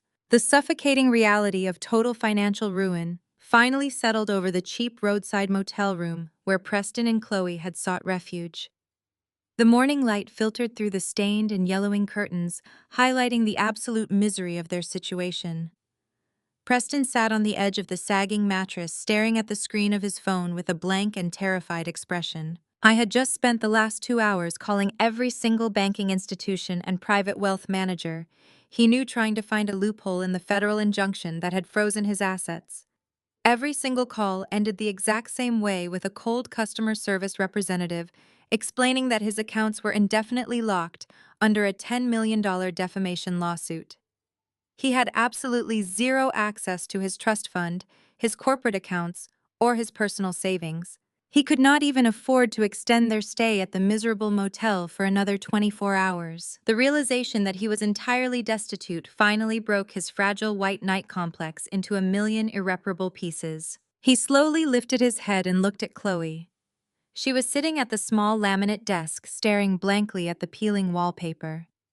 She had been completely silent since her social media accounts were obliterated by the public mockery. The glamorous, vibrant golden child was entirely gone, replaced by a hollow shell of a woman who had just realized she had traded a life of infinite luxury for a penniless fraud. Preston felt a sudden and violent surge of pure hatred rising in his chest. He blamed her for everything. He convinced himself that if she had never seduced him, he would still be sitting in a luxury penthouse married to a billionaire venture capitalist. He forgot that he was the one who willingly engaged in the affair and actively chose to betray the woman who was funding his entire existence. Preston stood up from the bed, his hands balled into tight fists. He walked over to the corner of the dim room and grabbed the 2 designer suitcases Chloe had hastily packed when she was evicted from the country club. He dragged the heavy bags toward the door and threw them violently out onto the concrete walkway. The loud crash startled Chloe out of her depressed daze. She jumped up from the desk, demanding to know what he was doing. Preston turned to her, his face twisted into a mask of pure, unadulterated rage. He told her to get out of his room immediately. He said she was a toxic parasite who had completely ruined his life and his pristine reputation in the technology sector. He told her he never wanted to look at her face again. Chloe tried to argue back, her voice rising in a desperate panic. She reminded him that he had promised to take care of her and that they were supposed to be building a beautiful life together. Preston let out a harsh and bitter laugh. He told her she was completely delusional if she thought he was going to spend the rest of his life living in poverty with a fake pregnant gold digger. He grabbed her by the arm and forcefully shoved her out the door, pushing her into the bright, unforgiving sunlight of the motel parking lot. He slammed the heavy metal door shut behind her and threw the deadbolt, sliding the chain firmly into place. Chloe stood alone on the cracked concrete, surrounded by transient strangers who were loading their cars. She pounded her fists against the door, screaming at the top of her lungs. She called him a worthless liar and a pathetic failure. She yelled that he had manipulated her and stolen her away from her wealthy family. Preston did not answer. He simply turned up the volume on the cheap motel television to drown out the sound of her frantic screaming. Chloe eventually collapsed against the door, sliding down to the dirty concrete floor. She pulled out her phone, intending to order a premium ride-share service to take her away from the miserable location. She entered the destination and clicked request, but the application immediately returned a bright red error message. The credit card attached to her account was the one I had canceled the night before. She tried 3 different payment methods, but every single one was instantly declined. She was completely stranded in the parking lot of a discount motel with 2 heavy suitcases and absolutely no way to escape. She sat there in the sweltering Atlanta heat, weeping loudly, as passing drivers stared at her with pity and confusion. The golden child had finally hit rock bottom. While Chloe was experiencing the brutal reality of the streets, the 48-hour eviction deadline was rapidly approaching at the Buckhead mansion. I had not given my parents a single second of leniency. At exactly 8 o'clock on Monday morning, a fleet of large commercial moving trucks pulled into the circular driveway of the sprawling ancestral estate. They were accompanied by 3 black sport utility vehicles carrying my private security team. The head of my security detail, a tall, imposing man with a military background, stepped out of his vehicle and walked directly to the front door. He held a copy of the finalized legal eviction notice on a wooden clipboard. He rang the doorbell once and waited patiently for the inevitable chaos to unfold. My father, David, opened the door looking completely exhausted and deeply hungover. He had spent the entire weekend trying to call in favors from his wealthy friends to secure a temporary loan, but every single person had sent his calls straight to voicemail. The elite society of Atlanta had officially excommunicated him. The security director handed David the clipboard and informed him that the grace period had officially expired. He stated that the moving crew was there to box up the remaining personal items and that the family needed to vacate the premises within the hour. David tried to argue, attempting to use his old authoritative tone to intimidate the security team. He claimed the eviction was illegal and that they needed more time to find a suitable luxury apartment. The security director simply pointed to the legal seal on the document and signaled for the moving crew to enter the house. Dozens of workers flooded into the pristine foyer, carrying heavy cardboard boxes and rolls of packing tape. They worked with ruthless and methodical efficiency, completely ignoring the frantic protests of my mother. Vivian ran down the sweeping staircase wearing a silk robe, her face pale and terrified. She watched in absolute horror as the workers began dismantling the massive crystal chandelier in the dining room and wrapping her expensive imported vases in protective bubble wrap. She screamed at them to stop touching her belongings, claiming they were ruining her priceless antiques. She turned her furious gaze toward David, blaming him for the entire catastrophe. Vivian followed David out onto the manicured front lawn, her voice echoing loudly across the wealthy neighborhood. She yelled that he was a pathetic gambling addict who had secretly mortgaged their entire future to cover his shady casino debts. She screamed that his reckless financial behavior had forced her to tolerate my constant disrespect just to keep the lights on and maintain their image. David turned on her, his face turning a deep shade of crimson. He shouted right back, claiming she was the one who had drained their resources by constantly spoiling Chloe and buying expensive designer clothes to impress her shallow sorority sisters. He yelled that she had created a monster out of her youngest daughter and alienated the only child who actually possessed any real wealth. Their screaming match drew the attention of the surrounding neighbors. Wealthy homeowners stepped out onto their front porches and watched the spectacular downfall of the family they had once admired. The prominent judges and corporate executives who lived next door sipped their morning coffee and observed the chaotic scene with thinly veiled disgust. David and Vivian were physically shoving each other on the pristine green grass, pointing fingers and hurling the most venomous insults they could imagine. The perfectly curated facade they had spent decades building was completely reduced to a trashy domestic dispute in broad daylight. The security team eventually had to step between them to prevent the argument from escalating into physical violence. They were escorted off the property and forced to stand on the sidewalk while the movers locked the heavy iron gates of the estate securely behind them. I watched the entire glorious spectacle unfold live from the comfort of my pristine glass-walled office in downtown Atlanta. My security team had installed high-definition cameras across the perimeter of the Buckhead mansion, allowing me to monitor the eviction process in real time.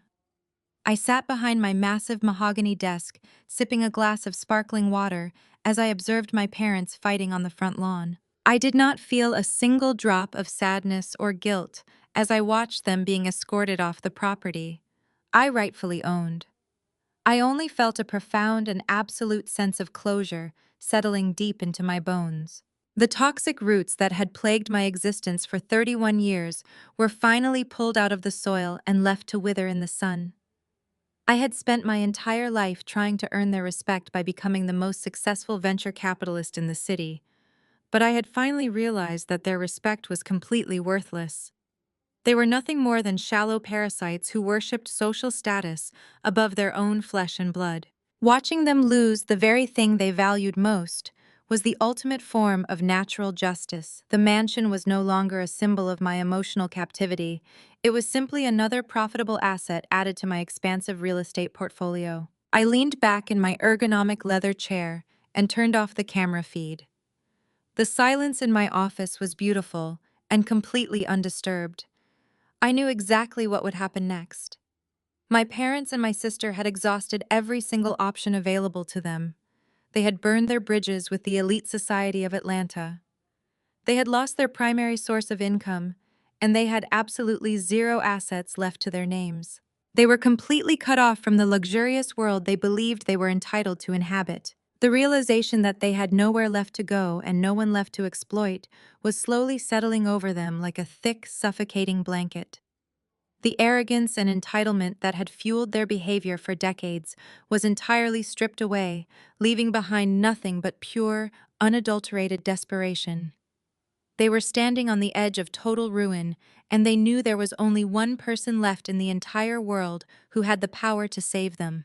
The stage was perfectly set for their final desperate act of submission. Exactly 1 month passed since the day I watched the security feed of my family being escorted off the manicured lawn of the Buckhead mansion. The transition into my new life was seamless and profoundly quiet. The toxic noise that had defined my entire existence was finally extinguished, leaving behind a brilliant void of peace. I was sitting at the massive marble desk in my corner executive suite, overlooking the sprawling skyline of downtown Atlanta. The walls of my office were floor-to-ceiling structural glass, providing a completely unobstructed view of the bustling venture capital firm I had built from the ground up. The environment was a fortress of modern wealth and corporate efficiency. My employees moved with purpose, analyzing market trends and securing lucrative investments, while the morning sun bathed the entire floor in a warm golden light. Everyone who worked on my floor had to pass through 3 separate layers of biometric security just to reach the main reception desk.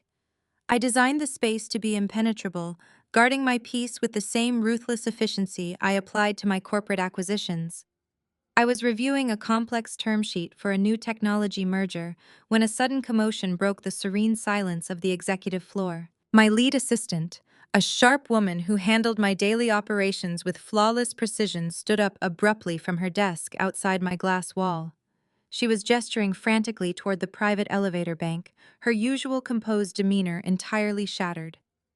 I looked up from my documents and watched as 3 painfully familiar figures pushed their way past the heavy oak doors of the lobby. They had bypassed the strict security protocols of the building by tailgating a junior analyst through the employee entrance, timing their infiltration with desperate perfection. The sheer desperation required to pull off such a reckless stunt was entirely out of character for the people I used to know. David, Vivian, and Chloe stood in the center of the pristine reception area, looking like completely different human beings. The physical transformation that 30 days of absolute poverty had inflicted upon them was staggering to witness. My mother, Vivian, who had once refused to leave her master bedroom without a full face of designer makeup and a custom silk blouse, was wearing a faded oversized sweater and cheap, ill-fitting denim jeans. Her hair lacked its usual expensive salon blowout, hanging flat and lifeless around her hollow face. The dark shadows under her eyes spoke of endless sleepless nights and the terrifying realization of her new reality. My father, David, looked entirely defeated. His broad shoulders were slumped forward, stripped of the arrogant posture he used to command the room. The tailored suits he used to wear like armor to intimidate his peers had been replaced by a wrinkled off-brand polo shirt that hung loosely on his shrinking frame. Chloe, the former golden child of the Atlanta elite, looked completely unrecognizable. Her expensive acrylic manicures were gone.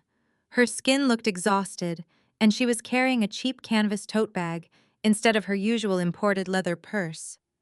They stood outside the glass walls of my office, staring in at me like starving animals looking through the window of a five-star restaurant. My security detail had already been alerted, and two large guards were marching down the hallway, ready to physically remove the intruders. I raised my hand and signaled through the glass for the guards to hold their position. I wanted to hear exactly what kind of performance they had prepared after 30 days of living in the harsh reality they had built for themselves. I pressed the small button under my desk that unlocked the glass door to my private suite, allowing it to slide open with a soft, mechanical hum. They stepped into my office hesitantly, completely intimidated by the overwhelming display of wealth and corporate power surrounding them. The rich smell of mahogany and imported leather seemed to overwhelm their senses. They stood awkwardly on the plush woven rug, shifting their weight from foot to foot, completely stripped of the arrogant entitlement that used to dictate their every movement. I did not offer them a seat. I simply leaned back in my ergonomic chair, folded my hands carefully on the cold marble desk, and waited for them to speak. The silence in the room was heavy and suffocating, forcing them to confront the massive disparity between my thriving empire and their complete destitution. David opened his mouth to speak, but his voice cracked and failed him. He looked down at his scuffed shoes, completely broken by the sheer humiliation of standing before the daughter he had abused and demanding her charity.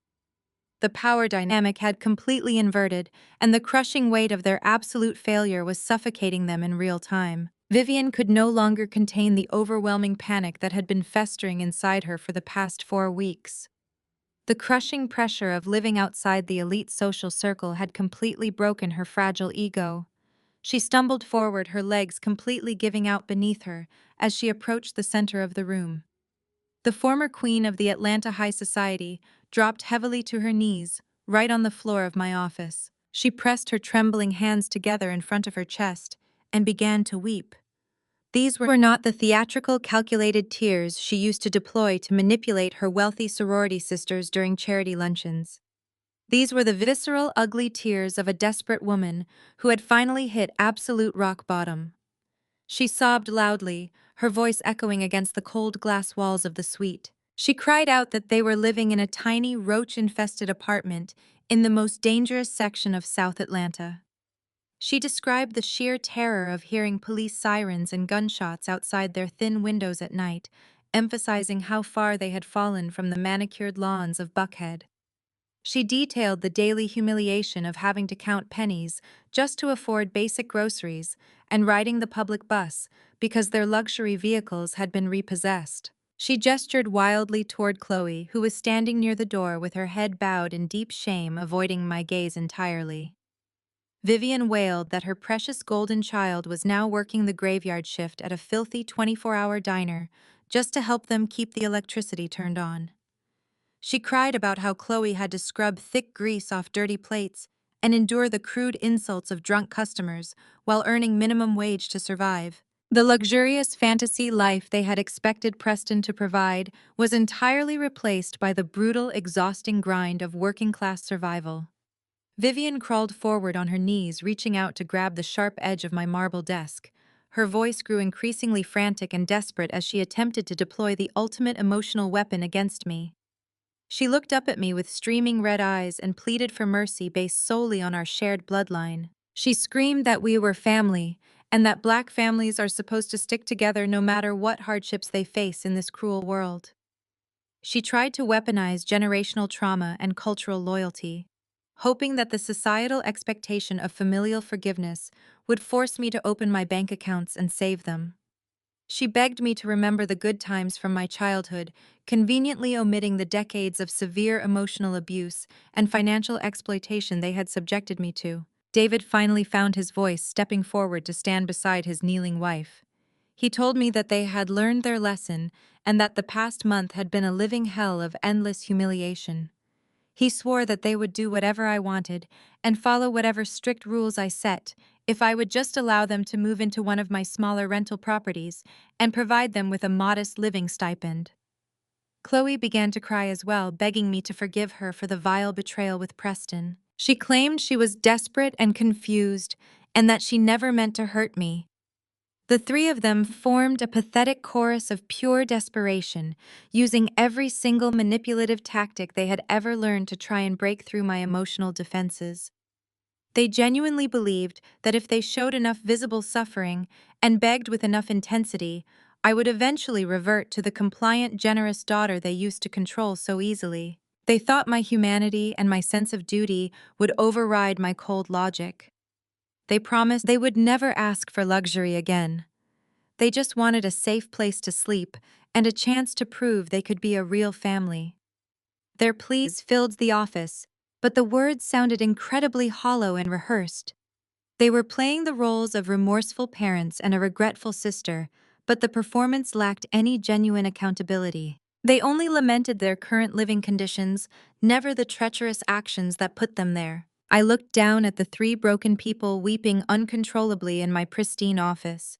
I felt absolutely nothing for them. There was no lingering trace of pity, no sudden surge of daughterly affection, and certainly no desire to rescue them from the miserable existence they had meticulously orchestrated for themselves. I watched Vivian sobbing on the floor, and I saw right through the transparent facade of her desperate apologies. They were not sorry for the brutal betrayal that shattered my wedding. They were not sorry for enabling the abuse I suffered for decades. They were only sorry that their terrible actions had final, unyielding consequences. I leaned forward slightly, keeping my voice completely steady and devoid of any emotional warmth. Sharing blood does not give you the right to act like a parasite, I stated the harsh truth, cutting through their loud sobbing like a cold blade. I told them that their sudden realization of family values was nothing more than a convenient excuse to escape the poverty they created. You are not apologizing to me because you feel genuine remorse for betraying my trust, I explained, maintaining direct eye contact with my kneeling mother.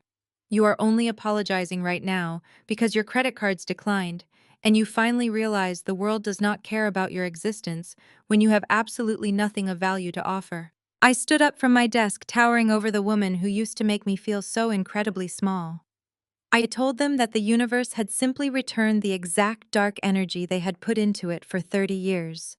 They had traded their only loyal daughter for a cheap illusion of prestige, and now they had to live with the empty reality of that choice every single day. I reached out and pressed the intercom button on my desk, signaling the security guards who were waiting patiently just outside the glass doors.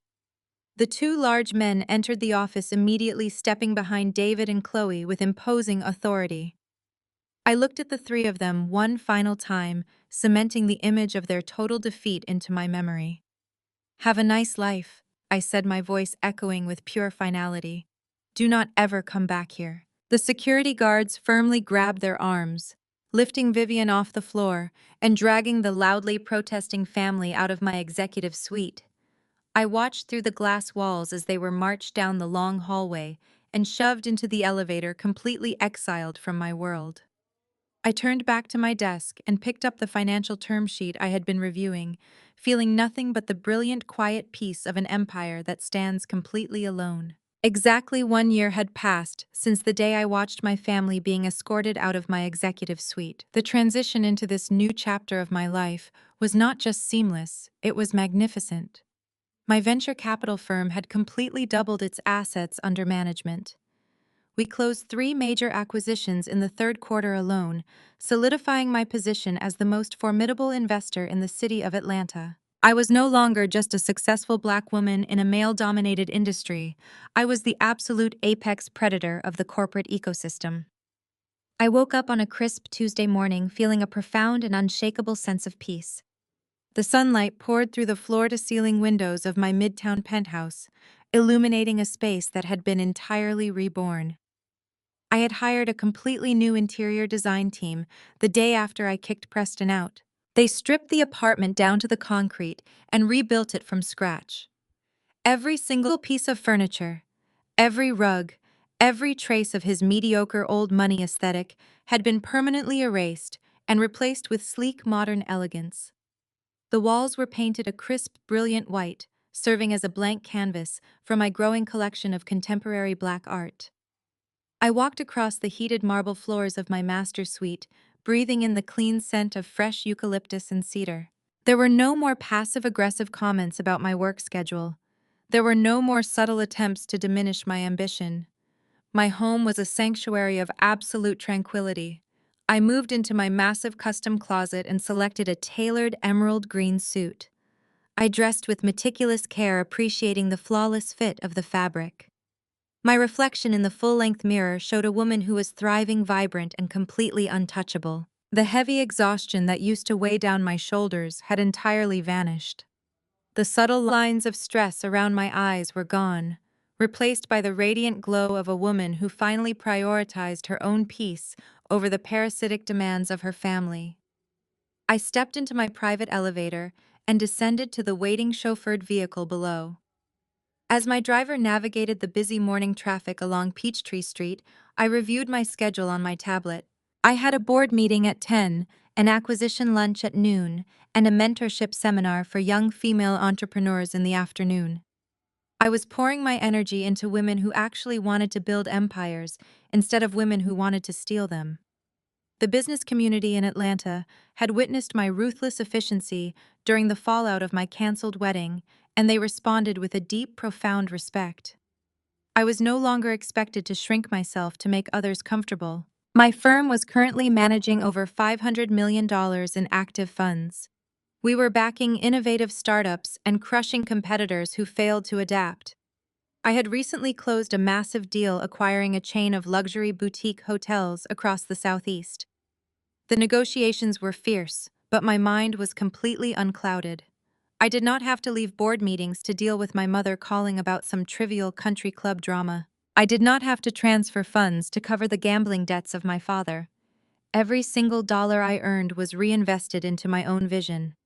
I created a specialized incubator fund specifically designed for young Black female engineers, giving them the capital and the mentorship they needed to bypass the systemic hurdles I had faced. I was building a legacy that was based on merit and hard work, rather than the shallow, superficial social climbing that defined the existence of my parents. The freedom of waking up every day and knowing that my resources belonged entirely to me was an intoxicating feeling. I was the master of my own universe. The universe has a beautiful way of balancing the scales of justice when you finally stop trying to protect toxic people from the consequences of their own actions. The inevitable destruction of the people who tried to ruin me was swift and absolute. Preston did not just lose his company and his social standing. His reckless financial behavior and his attempt to defraud my venture capital firm triggered a massive federal investigation. The Securities and Exchange Commission dug into the fabricated valuation of his technology startup and uncovered a massive web of deceit. He had been falsifying revenue reports and embezzling seed money long before I stepped in. He was indicted on multiple counts of federal wire fraud. Because he had no money to afford a high-powered defense attorney, he was forced to accept a plea deal. The arrogant man who used to look down on my family is now serving a 48-month sentence in a minimum security federal prison. He wears a standard-issue uniform and spends his days doing menial labor completely stripped of the unearned privilege he used to wield like a weapon. Chloe experienced an equally spectacular fall from grace.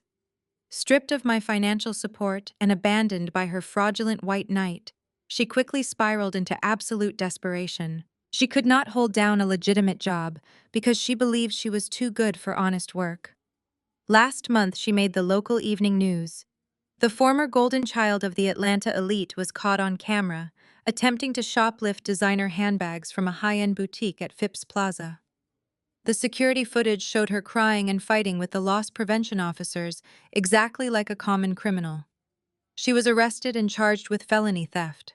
A judge sentenced her to 300 hours of mandatory community service. She now spends her weekends wearing a bright orange reflective vest, picking up trash along the side of the interstate highway, while the wealthy people she used to socialize with drive past her in their luxury vehicles. David and Vivian. My parents are completely erased from the elite circles they worshipped so desperately. They live in a cramped, damp apartment on the outskirts of the city. Their former friends treat them like a highly contagious disease. Vivian tried to attend a public charity gala a few months ago, hoping to sneak her way back into high society. The event organizers stopped her at the door and had security escort her back to the street.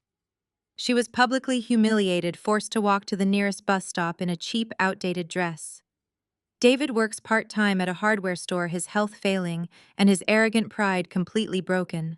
They have absolutely nothing left but the bitter company of each other and the crushing memory of the billionaire daughter they foolishly threw away. The irony of their situation was almost poetic.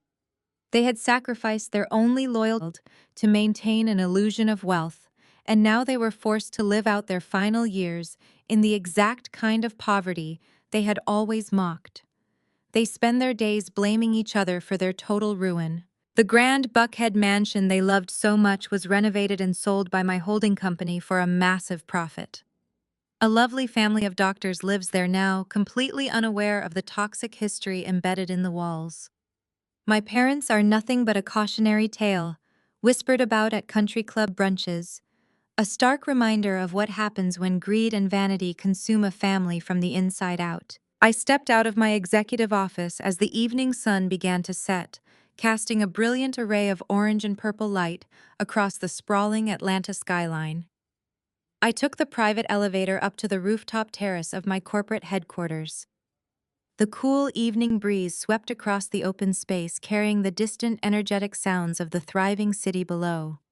I walked toward the heavy glass railing and looked out over the empire I had built. I held a crystal flute filled with the most expensive vintage champagne in my hand, watching the bubbles rise to the surface in a continuous, elegant stream.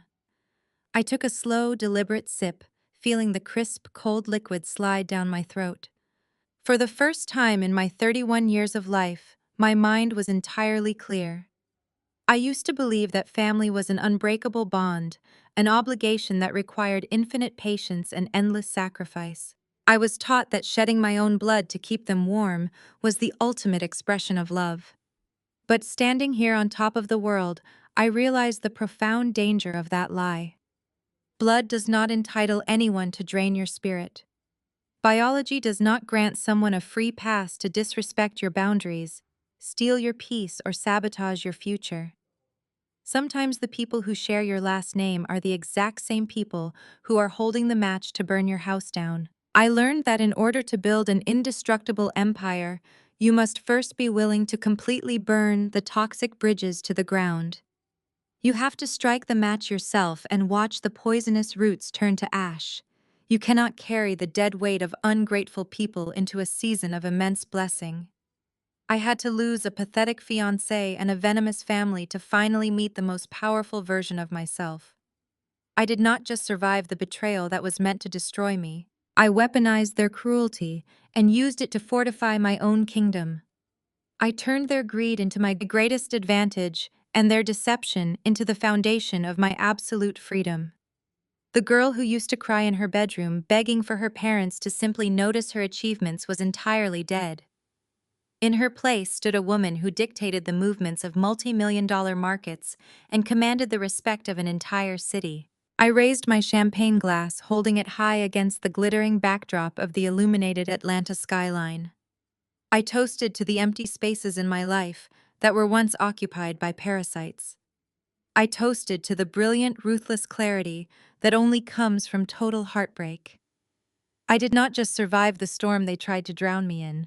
I became the storm. I completely conquered every single obstacle they placed in my path, and I emerged victorious, wealthy, and completely alone in the best possible way. The lights of the city shimmered below me, endless and full of infinite possibility. I took one final victorious sip of my champagne and turned my back to the edge, stepping back into the warm, glowing light of my impenetrable fortress. The greatest lesson from this story is that shared blood does not obligate you to endure betrayal, exploitation, or emotional abuse. True security and peace are never found by shrinking yourself to fit into a toxic family's false narrative, or by buying their conditional love. Healing requires the profound courage to burn broken bridges and permanently walk away from parasites who drain your spirit. Your worth is not defined by external validation, societal expectations, or elite status, but entirely by your unyielding independence and respect for yourself. When you ruthlessly protect boundaries, you finally stop surviving and become the storm. If this story of overcoming betrayal and reclaiming your power resonated with you, please hit the like button, subscribe to our channel for more empowering content, and share your own experiences with setting boundaries in the comments below.